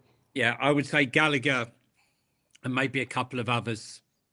I don't believe any of the others. We'll say on average there'll be a 20% reduction in the wage bill because of contract clauses. Yeah, we're just playing with shits and giggles here anyway. It's not actually that, because this is all coming from Capology, which is like an estimation on the wage bill. So it's really not that accurate. So it's, again, we'll take it with a very large pinch of salt. In terms of fire sale discount, for any players that we are about to select that we're going to sell, this is based on what they are valued at on transfer market. And then if we decide to sell them, we'll get that price. However, if we're adding a discount because we're under pressure to sell. So are we going to sell any player? If we are we going to offer a fire sale discount on average to all the players that we're going to sell? And if so, of how much? I reckon I reckon it could go up to 50%, you know. I think it's been a bit dramatic. A good player is a good player. Johnny, can I just hold on? Contracts, but they're on long contracts. Johnny, can I just give an example? They were saying Maddison was a £70 million player. We bought him for just under 40 when he got relegated. So I think it'll be at least. I think it's closer to 50. I reckon 40% isn't outrageous. Right. So you think we're going to end up selling Mickey van der Ven for 35, 40 million? I think we're going to be forced to take whatever offers we can for some players, and the buying clubs are going to know that we're desperate. They're going to control the price, not us. But still, with Maddison, nobody else was going for him at 40 million. Correct. It was the reason why. Sick note. I think. Listen, we're going to have more. Eugene, we don't know that. We don't know who was going for him. Sure, we're assuming, but I'm just saying if there's a bidding war, he would have gone for more. Like Johnny's saying with Van der Ven, Romero, if there's demand. If more than one team wants him, there's going to be a bidding war. I don't think the value of Mickey van der Ven's stock has gone up this season. I think some clubs will look at him and think, you know what, you've actually got a bit to prove again. I don't think there's. I think at best 2 or 3 clubs going for Van der Ven, no more. I would say to you, you've also got, Johnny, you've got World Cup performances to take into account as well. Yeah, I know, but I would say, look, Mickey. James Maddison was. They spoke to James Maddison before the end of the season. That one was in the pipeline, done and dusted. Okay, but these ones, what I'm saying is, I hear what you're saying, Stel, but I do believe, however bad we may think they are good enough, Romero and Mickey van der Ven, to create have a situation where at least 2 or 3 clubs. Will be willing to pay, and I don't think we'll get less than 50 million for either of them, personally. Okay, let's say you're right on those 2 players. The other players that we have to get rid of, I think there's going to be. Dragusin, for example, we'll take a discount for sure. Yeah. So when you factor all the players in, so on average, for every player, what about Vicario? It's going to be more than 20%. Vicario's going for? What do you think Vicario's going for? We'll come to that in a second. But I'm just saying, for on average, just to play the game, because we're here all night long, just to play the game, we got to commit to some level of fire sale discount? Sure, I think so. On average, I reckon it's about 35. I think 35% on average. I don't. I think that's miles too much. Yeah, 25. I don't. I can't. Okay, Too Sean, much, mate. Too much. Okay, let's do it then. Like Eugene said, who's paying 30 million for Dragusin? Well, Dragusin on here is only worth 13.4 million anyway, apparently. Okay, so They'll sell him plus add-ons. What they'll do that's is they'll do 17 million 20 pounds million down from what we paid Yeah, for but him. they'll do 20 million plus no, he add-ons was- or so. Oh, sorry, no, 21, sorry, wasn't he? sorry. 21, The price, so these prices move, right? So if you look at, let's use Romero as an example. So if you take nothing at all, then Romero is valued at 43 million quid. Okay, if you dial it up 10%, then he goes to 39.1. If you go to 25%, then according to this, we're selling Romero for 32.6 million. So I think 20% is a reasonable number. Yeah, but I think some players will be 20%, some will be a lot more. There's no way. And some might be less because Romero's got a 45 million quid release fee. Correct. So we discount. And again, this is like just rough back of the envelope math, isn't it? It's not. I think there's only two players that go near-ish to the price they're worth. That's Van and Romero. I think everyone else is going to go for cheap because they're not good enough. Maybe. They're just crap. Maybe Not- Poro. If we leave it at 20%, and we assume that Mickey Van der Ven is leaving, we're going to be selling him for 45.2 million according to this, and Romero as well lower than what we actually would. And because those would be the biggest two sales in our squad, even though you might be right still that some players will be leaving on a 40% discount, the fact of the matter is that because these numbers look so ridiculously small compared to what I would expect, why don't we just leave it at 20%? So it can factor it in and it average itself out over the course of the squad. Because I hate losing an argument. Can we go to 21? Let's go to 21. Well, still, Basuma will go, his wages are off. Moani will go, his wages are off. Well, Moani, we're not selling him. He's on loan, isn't he? We don't own him. No, but his wages will come off. We're not talking about wages. We're talking about fire sale. Like the Fire sales. selling. Yeah. All right. So okay, we'll leave it at 21% so that Stell doesn't lose specifically, even though you lost Stell completely. We'll sell Richarlison, right, and we'll keep Solanke. Okay, so let's start with are we Vicario's going, yeah? We're going to sell Vicario? Yeah. Okay, Yeah. he's gone. Kinski, keep. Keep. Yeah. Brandon Austin. Keep. He'll stay. Romero, gone. Sell. Gone. Mickey Van der Ven, sell. Sell. Yeah. Radu Dragusin. Sell. Sell. Yeah. Kevin Danso. Keep. Sousa. Keep. Sorry, guys. Are we saying who we want to keep or who we think we're going to sell? No, who we are going to keep and who we think the club is going to keep or sell, not necessarily who we want to. All right. Destiny Doggy, do we think he's staying or going? Sell. He'll sell. Yeah. You think he's gone? Ben Yeah. Davies, do we extend his contract or don't extend? He runs the book club, mate. He's going nowhere. 10 more years. If he stays, we are not coming back up next season. He'll be the best left back in the fucking championship. What are we doing here? In fact, I'm going to say now live on the Spurs Five, if he's given an extension, I'm De Zerbi out. I am fucking De Zerbi out. I thought you were going to say you're up for delegation to the League One. Pedro Porro, you know what? sell him. He's definitely That up too. for that. He's definitely up Mate, for that. that too. I would. Delegation will go again. We'll go again. We'll repeat the whole thing again. For me, I'd sell Pedro Porro. So Porro. Okay. Jed Spence. Keep. I think he'll go. I think Sell he'll him. go. Archie Gray will go. I would keep Archie him. Gray I will think go. he stays, Johnny. I think a big club will come in for him. Nah, we'll keep Archie Gray. I wanna keep What are we him. doing here?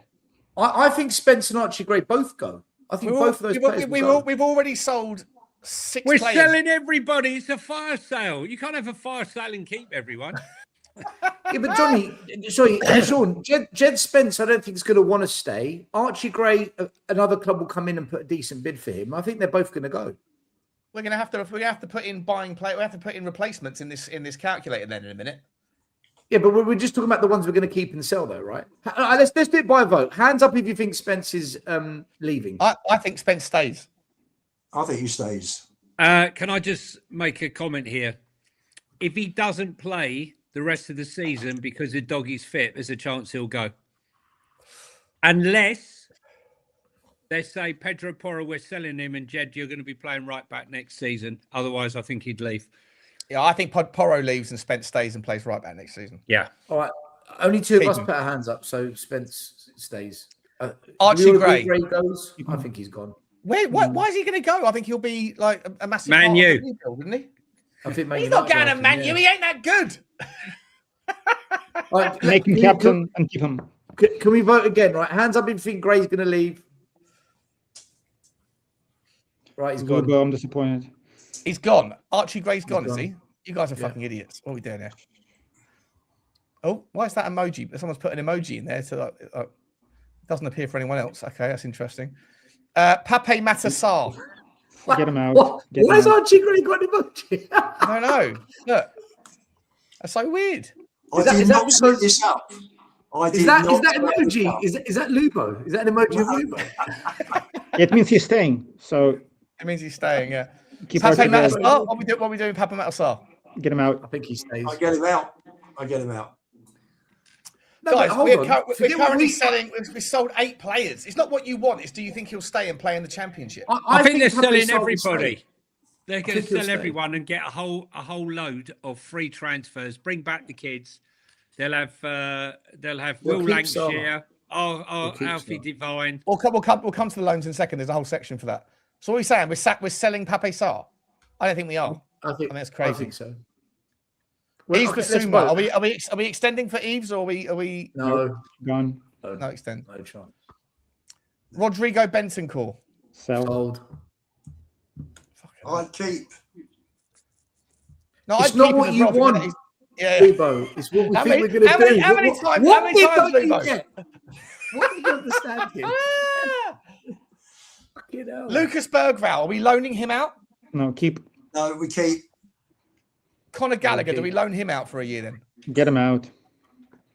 I think we I loan. think I we think we said loan him. loan for I think we Gallagher. said it. No, we'll loan him out. We'll loan. We would have loaned out Simmons. We would have loaned out Kulu probably. Well, no, Simmons isn't going anywhere. He's injured. Yeah. He's Simmons is now staying. Madison's staying. he's staying. And Kulu's career's over. I reckon. Kulu's staying. I think Kudus? Madison will go on loan.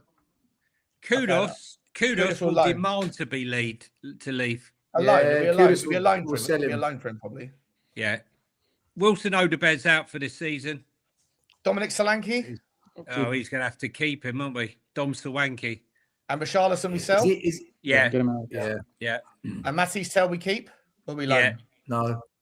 I You think he's keep going to go him. on loan. I think he'll go on Loan. loan. We need somebody to play. I think he likes Tottenham. You know, I think there's a little bit about him. I think he likes it. I think he likes Tottenham. I think he likes Tottenham too. I'll keep him. Joe Polinia. He's not going to cut. He's too expensive. So we return. Yeah. No, but if we sell everyone and we renegotiate, we could maybe keep him. But would he? He's He not going to want stay, Johnny. He's not no, gonna he's stay. no. He could look. He's played for Bayern Munich, Fulham, us. He's going to be going to He's the not World staying. Cup. He's not He's not staying. staying. Okay. He's not. All right, that's that then. That's all. That's all. Then we've got to replace about 10 players, by the way. In terms of the loanees, Luka Vuskovic, recall? Yep. Yeah. He's injured. He's fucked. No, No, he'll be he's okay. back. He's He'll back be next okay. week. He's back. It was yeah. an impact injury. It wasn't a twisted knee joint. Look. As soon as you get to the kids, Lubo's woken up. He knows the rules of the game. He knows what to say now. Can I just say? I've just seen the news. That Scotty Parker's left Wolves and Michael Jackson has taken over. Can you imagine some of the moves? Oh, mate, when that dropped on Twitter earlier on, I went into the replies and it was just thousands of people that were doing gifs and memes about Michael He's Jackson. bad. Shimon. Mate, someone did this gif of Michael Jackson on the sidelines going, Burnley, are you okay? Are you okay, Burnley? Burnley, are you okay? Are you okay? Okay. Right, Ashley Phillips, recall. Back. Yeah. Recall. They're all coming back. Guy. This is next That season's guy, bring squad. him This back. is next season's team, Sean. This is it. Wait, Alfie Bring him Devine. back. Alfie Recall. Devine. Yeah, back. George Russ Abbott. Surprise alive. kid. Wow. Russ Yeah, Abbott's bring kid. him back. Yeah, he's George good. Abbott's not going to play in the championship for us, is he? You think? He's got. Yeah. Listen, George Abbott's got a He's got- quad injury, so George Abbott's out for a few months. Yeah, he's Same out. injury Races. Kudus has got. So Yeah. we'll loan him back out again then. Jamie Donnelly, loan again. No, Loan again. keep him. Tyrese Hall, probably could be in a squad. Could be. Yang Min Hyuk. I think we're going to sell him. He needs to I grow think a we're gonna bit, sell him. mate. Okay, so we're carrying on the loan with Tyrese. Yang Min Hyuk, we're going to carry on the loan then. Mikey Moore. Yes, bring him back. Recall. But let me tell you, he's got offers to go and play in big leagues. So I don't know if that's going to happen. Manor Solomon. Lancashire- How long has Manor Solomon got on his contract with Tottenham? He's been here. I reckon they'll bring him back. I think they'll bring him back. He's a championship player. He did well. I thought he was sold. I thought there was an obligation. No, He's doing all right at Fiorentina. wasn't there Is he an sold? obligation, Johnny? Will Lancashire definitely keep, and Dane Scarlett we sell. Sell. And then you've got At least That's they- 1, 2, 3, 4, 5, 6, 7, 8. That's 8 people coming back. And 1, 2, 3, 4, 5, 6, 7, 8. We still got about 3. We're still about 4 players short. Yeah, we're going to squad. sign You've got- 2 or 3 players as well, aren't we, from the championship? Free. Yeah, we're getting freebies. You've got Right, you've so- got how do you pronounce his name? Akramovich, who's on loan with What? Bristol Rovers that's smashing it up at the moment. He'll come back. He's not on the, You he's got- not on the option. What about Byfield? Byfield? Yeah, but Byfield's still only going to be 17 next year. I don't know. Crystal Palace 3-1 up away at Shakhtar Donetsk. Mate, All right, Johnson, we'll leave that told then. you, Johnson's winning. Johnson's winning back-to-back European trophies, mate. He's going to do it. We're going to have to bring back a couple of players here to make it look right. Let's just say that, I don't know, for 5 million. And Well, no, sure. Maybe we just sign some players. that's what I mean. Yeah, that's what I'm just doing. I'm adding a few players that are, let's say, 15 million, Oh, right. I and see. 40 grand a week, whatever. And then, I don't know, whatever. Mate, do you know what? I'm really excited by this young team, man. This has got my juices flowing for next season in the Championship, man. Finally, a Spurs team made of players that want to be at our club. Fantastic. There's some missing. should have What done. about Callum? What about Season. Callum Uluwasi? Yeah. Yes, he's not on there, is he? No, it's No. And these Lucas Barnett. What that's about because Lucas Barnett? that's because these things here are the players that are currently on loan. Yeah. I'm calling them. So the players that are already here, there's no point in adding them to the list. That's assuming that they're still going to be there. Right. Are we any other financial incentives? We're not going to win the 2027 FA Cup, so we can leave that off. Do you think they'll play any more NFL games? This is already baking in 2 games, so 2 games is 2 games, right? No, we got a contract. No more. Do you think there'll be any Beyonce residences that will help us No. out? 10 million quid? No. No. Is one for We you, got Bad Lebo? Bunny. Bad Bunny's coming. Daniel Levy personally acquires the naming rights for the Daniel Levy Stadium. Not a chance. Not a chance. That I would be think amazing. after this, we'll be known as the Domestos Stadium. And then Enoch, will Enoch put some more cash in? I think they probably won't have a choice. How much are we putting in then? 40 million? 50 million? Try 100 million. What? Sorry. Never Enoch would putting know. money in from their own pocket. What are we talking about? Hang on, still they will just dilute the shares and make their shareholding greater. They'll increase the shareholding. Listen, That's what they've everything. done. Listen, they haven't got any money at the moment, Lubo. Right? All They're the not putting a contracts single all the penny into this contracts club. are on hold, mate. Not a They got chance. no money. By the way, can we say we haven't factored in the financial implications of Daniel Levy taking the Lewis family to court? How's that going to play out? And who's Yeah. paying for the legal fee? don't know. Tavistock Group. What? And also with all the player sales, I'm not sure if they're going to need to inject any money into the club because that's going to be a lot of money. Sean By the was way, saying- I Sean think was they're speaking just going to as balance the solicitor. books on player sales and Yeah, that's what I'm saying. If we just quickly, as it stands with what we've done, right? Then the outcome is we're PSR head. We've got a tiny bit of PSR headroom according to this, which is, not necessarily spot on, but we'll be compliant with a 3-year, 83 million loss cap.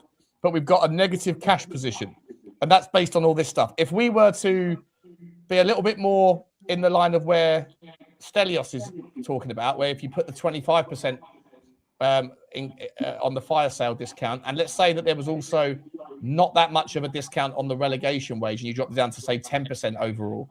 And we didn't sell so many players. Yeah, let's say we didn't sell, I don't know, let's say we didn't sell Destiny Udoggy. It gets very bad very quickly. It is bad, mate. Points deduction, points deduction territory.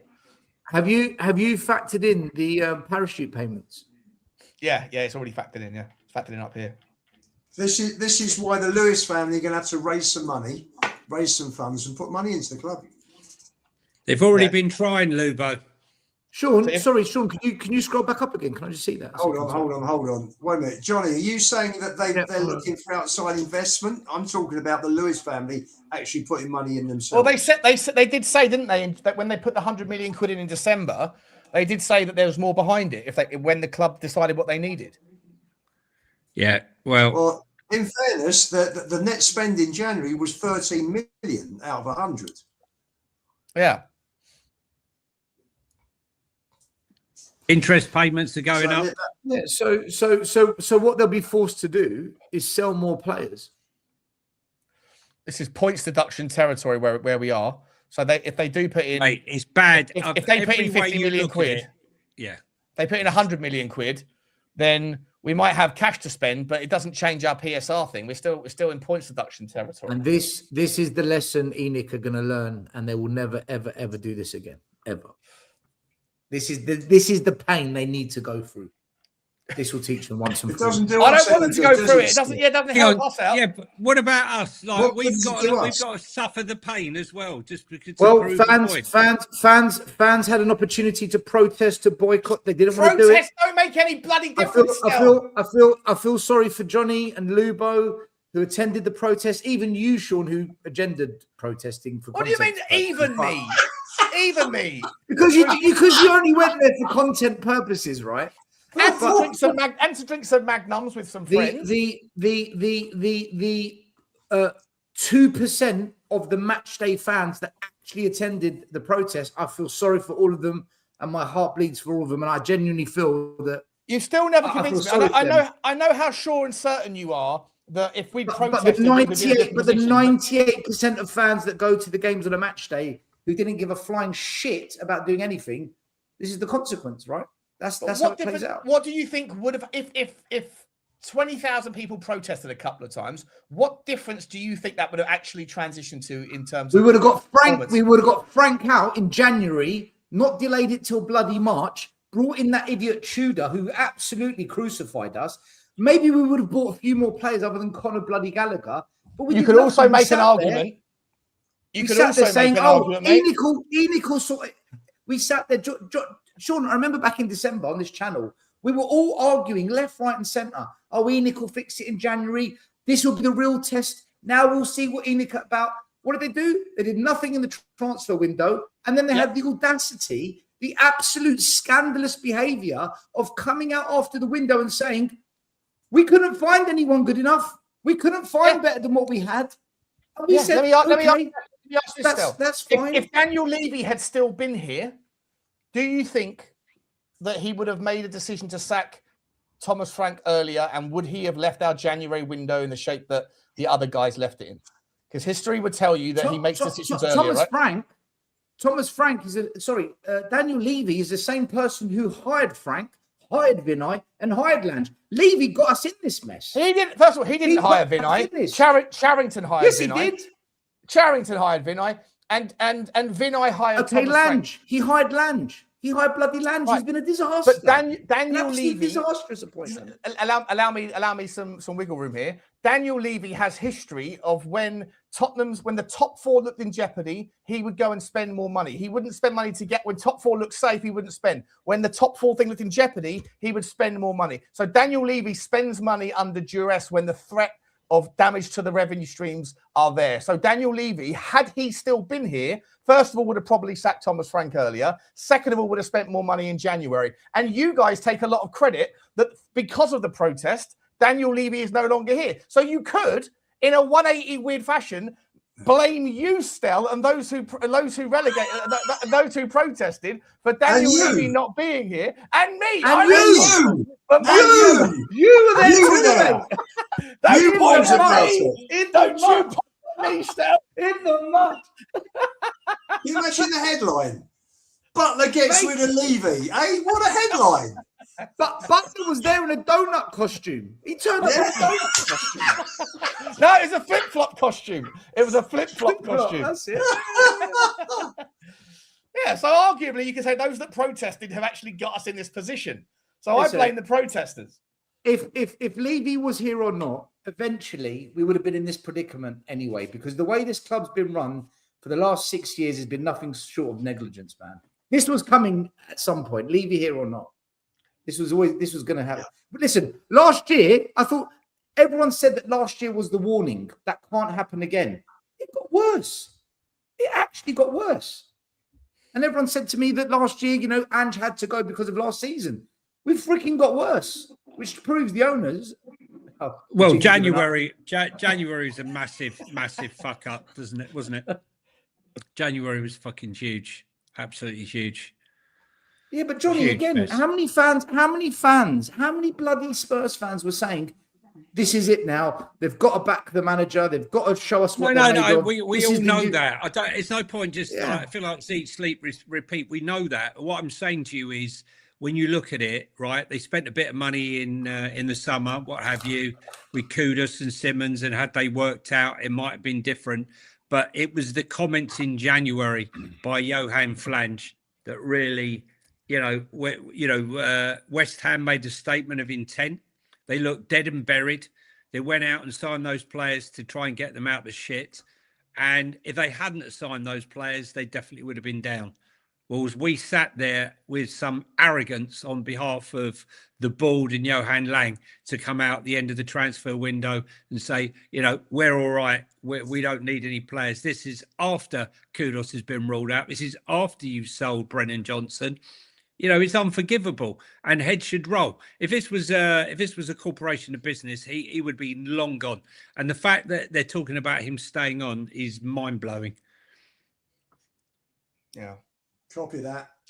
Eugene, I just wanted to get your take, mate. And I saw you nodding along to my conspiracy theory there. You can say nodding off. Do you concur that had it not been for the likes of Stelios banging the drum for protest that got a couple of thousand people out, then Daniel Levy would still be here and we wouldn't be in this predicament that we're in? Trying to cover his ass. Is it a fantastically reasonable conclusion that people like Stel 6 years, are in he fact told us the problem? Are they in fact the 6 problem years, after all? He told us ENIC are the brilliant ownership and all these wonderful things we should be proud of. 6 years. Yeah. Hey, Sean, He I puts only it on start me. fights in the chat, not on camera. So, no, I mean, for sure. The thing is, I agree. If Levy would have been there, Frank would have been gone early on. We would have signed 2 players, 1 more loan. We wouldn't be in this position. On the other hand, long term, we'd still be screwed. And again, the reason I'm against delegation is I don't think ENIC is, are going to learn any lessons. We're going to go down, we're going to go back up.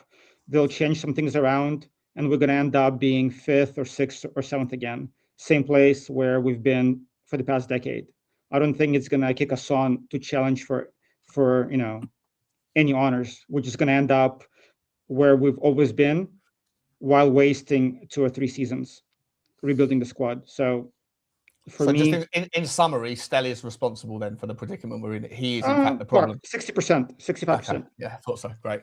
And Lubo takes up the other 40%. Because I'm on the board of directors that forced Levy out and went to war with him. Yeah. I'm that bloody smart, me. I'm that bloody clever. Protests do make a difference. They do for the wrong way. For the wrong way. I have to say, Sean said 10 minutes ago, protests don't bloody work. Now he's blaming me for protesting. Yeah, that's what we're doing. We have a flip-flop. Everyone changes their mind. Like they didn't say that last time. We have a flip-flop. Trying to erase the past. Well, buddy, you're having a laugh.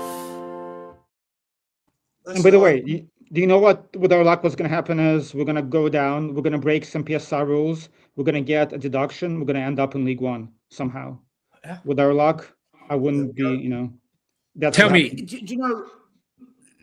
Johnny, listen, in all true honesty, if we're all going to be true to what's happened here, we've been a mess for a while, right? We have been a mess for a while, but the real reason we finished 17th last year and the real reason we're 18th this year, it is down to the horrendous injuries we've had. I do believe if Ange didn't have such horrific injuries, and the recruitment. Yeah, the recruitment as well. But I think even with the squads we've got, if Ange didn't have so many injuries, we finished mid-table. I think Frank would have had us maybe 8th, 9th, and I don't think we'd be 18th. If you're going to single one thing, I would put it down to a horrendous injury situation as to why we're so low down in the league. And still, It's embarrassing. It's embarrassing. It's killed us. It's killed us, man. Would you put that down to Levy's obsession with an NFL pitch that has meant a retractable pitch underneath? Yeah, but we don't know. They're investigating, right? We don't know. 3 inches of soil instead of 10. So, when the investigations come out that Levy's... It's not the pitch, Lubo. Levy's it's pitch nothing to do with the pitch. The injuries. Lubo, I'm not going to go there again, mate. Right? Sean's flip-flops opinions. It's not the pitch. Nothing to do with the pitch. Anyway, can I just say, what do you think tonight? Has Aston Villa's 1-0 defeat against Nottingham Forest actually helped Spurs? Yeah. I think so. Yeah. Just quickly, Nottingham Forest. I don't know if you saw this. I really hope that this wasn't a Nottingham Forest initiative, and instead it was just someone who lives in one of the townhouses behind the stadium. They must have had about 50 quid budget to go and get some cheap fireworks that you get from the local 7-Eleven. A couple of little rockets that are popped up above the stadium after they got their 1-0 win after 90 minutes. They're halfway through and they're already doing a firework display. I mean, they're going to do a Spurs, to bite you on the arse. It's ridiculous. They're doing a Spurs. If anyone who I would not want to win anything this season is Marinakis. Yeah, honestly, I hope Villa pull it through. At the end of the day, we always win because he's a scumbag, mate. Allegedly, I'd rather have Marinakis than Vinay. Be careful, Johnny. Bloody Lewis He's watching. I said it allegedly. Allegedly. Yeah, and if Anana is out, then is Emery going to want to risk too many players on Sunday? Well, Anana's definitely out because he limped off. So Douglas Luiz will play the game. And listen, I'm sure still got to beat the goalkeeper, who's superb, top draw keeper. I don't know if Ainu went off injured. Ainu, whether he went off injured or not. He's the Forest right back. Very good player. Yeah. Listen, I hope Forest have some injuries, but I think they're safe. Who have they got? Forest. Forest on the weekend. Yeah. Forest have got Chelsea on Monday. Chelsea on Monday night. Yeah, Monday lunchtime. Hang on, Chelsea on Monday and then Forest on Thursday. Yeah. And then Villa on Thursday. Yeah, that's a tough loss, mate. Wolfie made a really good point the other day. I was watching a stream, and it could be a Super Cup final of Forest versus Arsenal. Listen, I'll tell you what. I hope not. Let me tell you something. Not. If somehow we manage to beat Villa because they're resting players and what have you, and Forest lose to Chelsea, what's the gap then? It's back on. They're dragged back in it. They're dragged back in it. Yeah. I believe 2 or 3 points. If we win 37 points, if West Ham win, they get a 40, and Forest lose. Forest are straight back in it. Yeah. So, Who's got the most difficult? All three of our teams are away from home.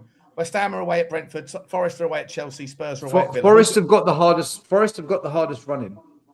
Yeah, Forest got brutal running. Yeah, but the problem is, look at Forest's form: draw, win. They're in really good form. They won tonight again. Forest are in very. What's good wrong form, with mate. ours? Look at ours. Not too bad. I think Newcastle have got the worst form. Yeah, Newcastle's form is terrible. Newcastle are lucky they've got 42 points. Otherwise, they'd be right in this. Yeah, they're playing West Ham, aren't they? That'd be an interesting one. If Brentford beat West Ham, they could technically go 6th on, which is potentially a Champions League spot. So Correct. Everything to play for. Correct. everyone's got something to play for at the moment. There's no easy game. Every team's got something on the line, other than Burnley and Wolves. Everyone's got. But I think I think Leeds have got Burnley. They'll smash Burnley, and then that's it. Yeah, Leeds will smash Burnley, 100%. They'll be That's safe tomorrow night. Yeah.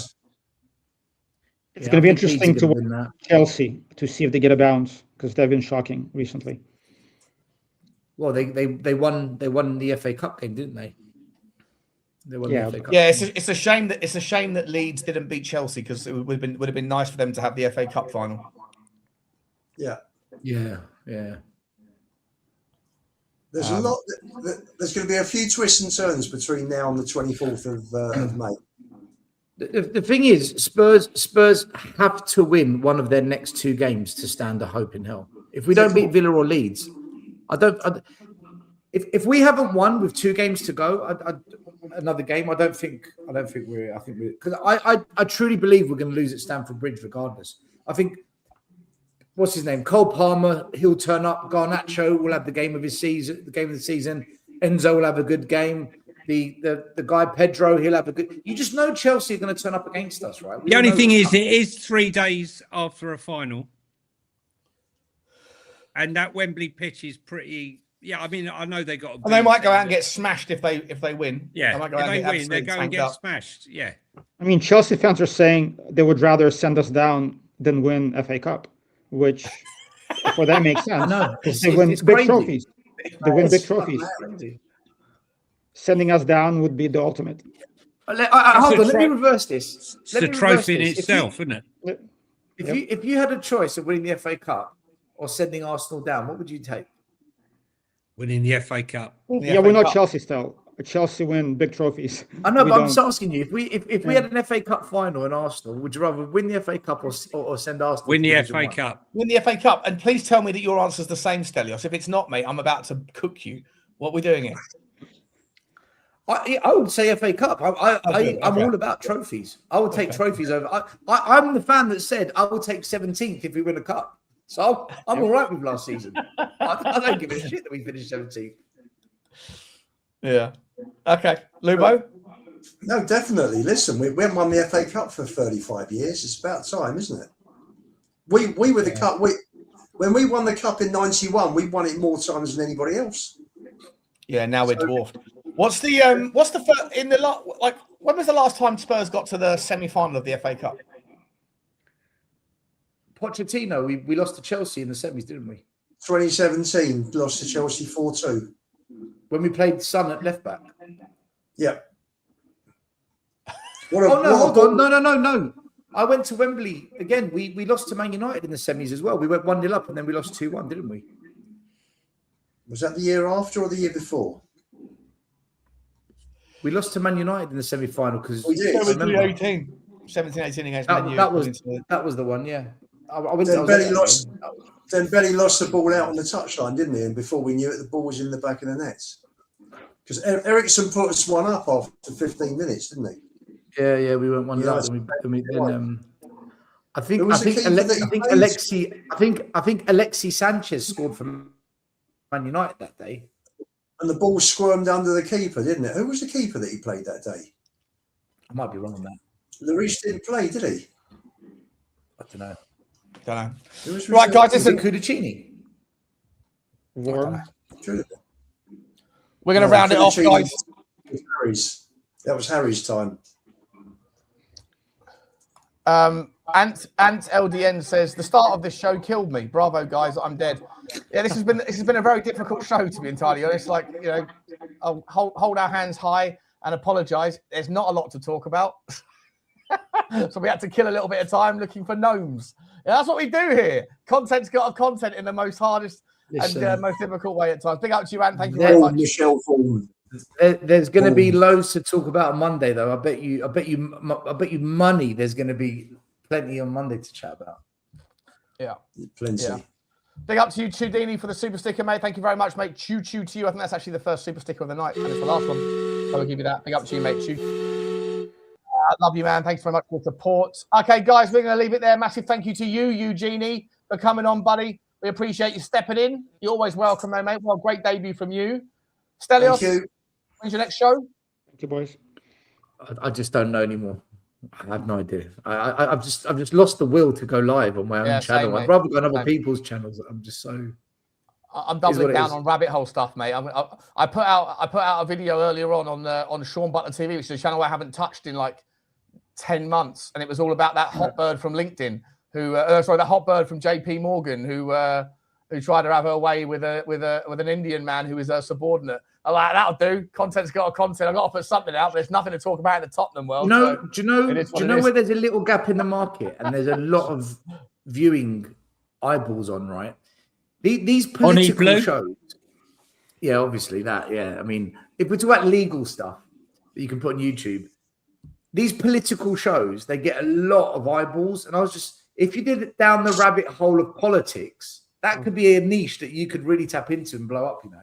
Do you not watch the rabbit hole, man? That's what we do every bloody time we do it. No, I don't watch it. No. Yeah, it's me yelling at Sean about bad takes on politics. Mate, if you make it if you make it about politics, though, mate, people love it.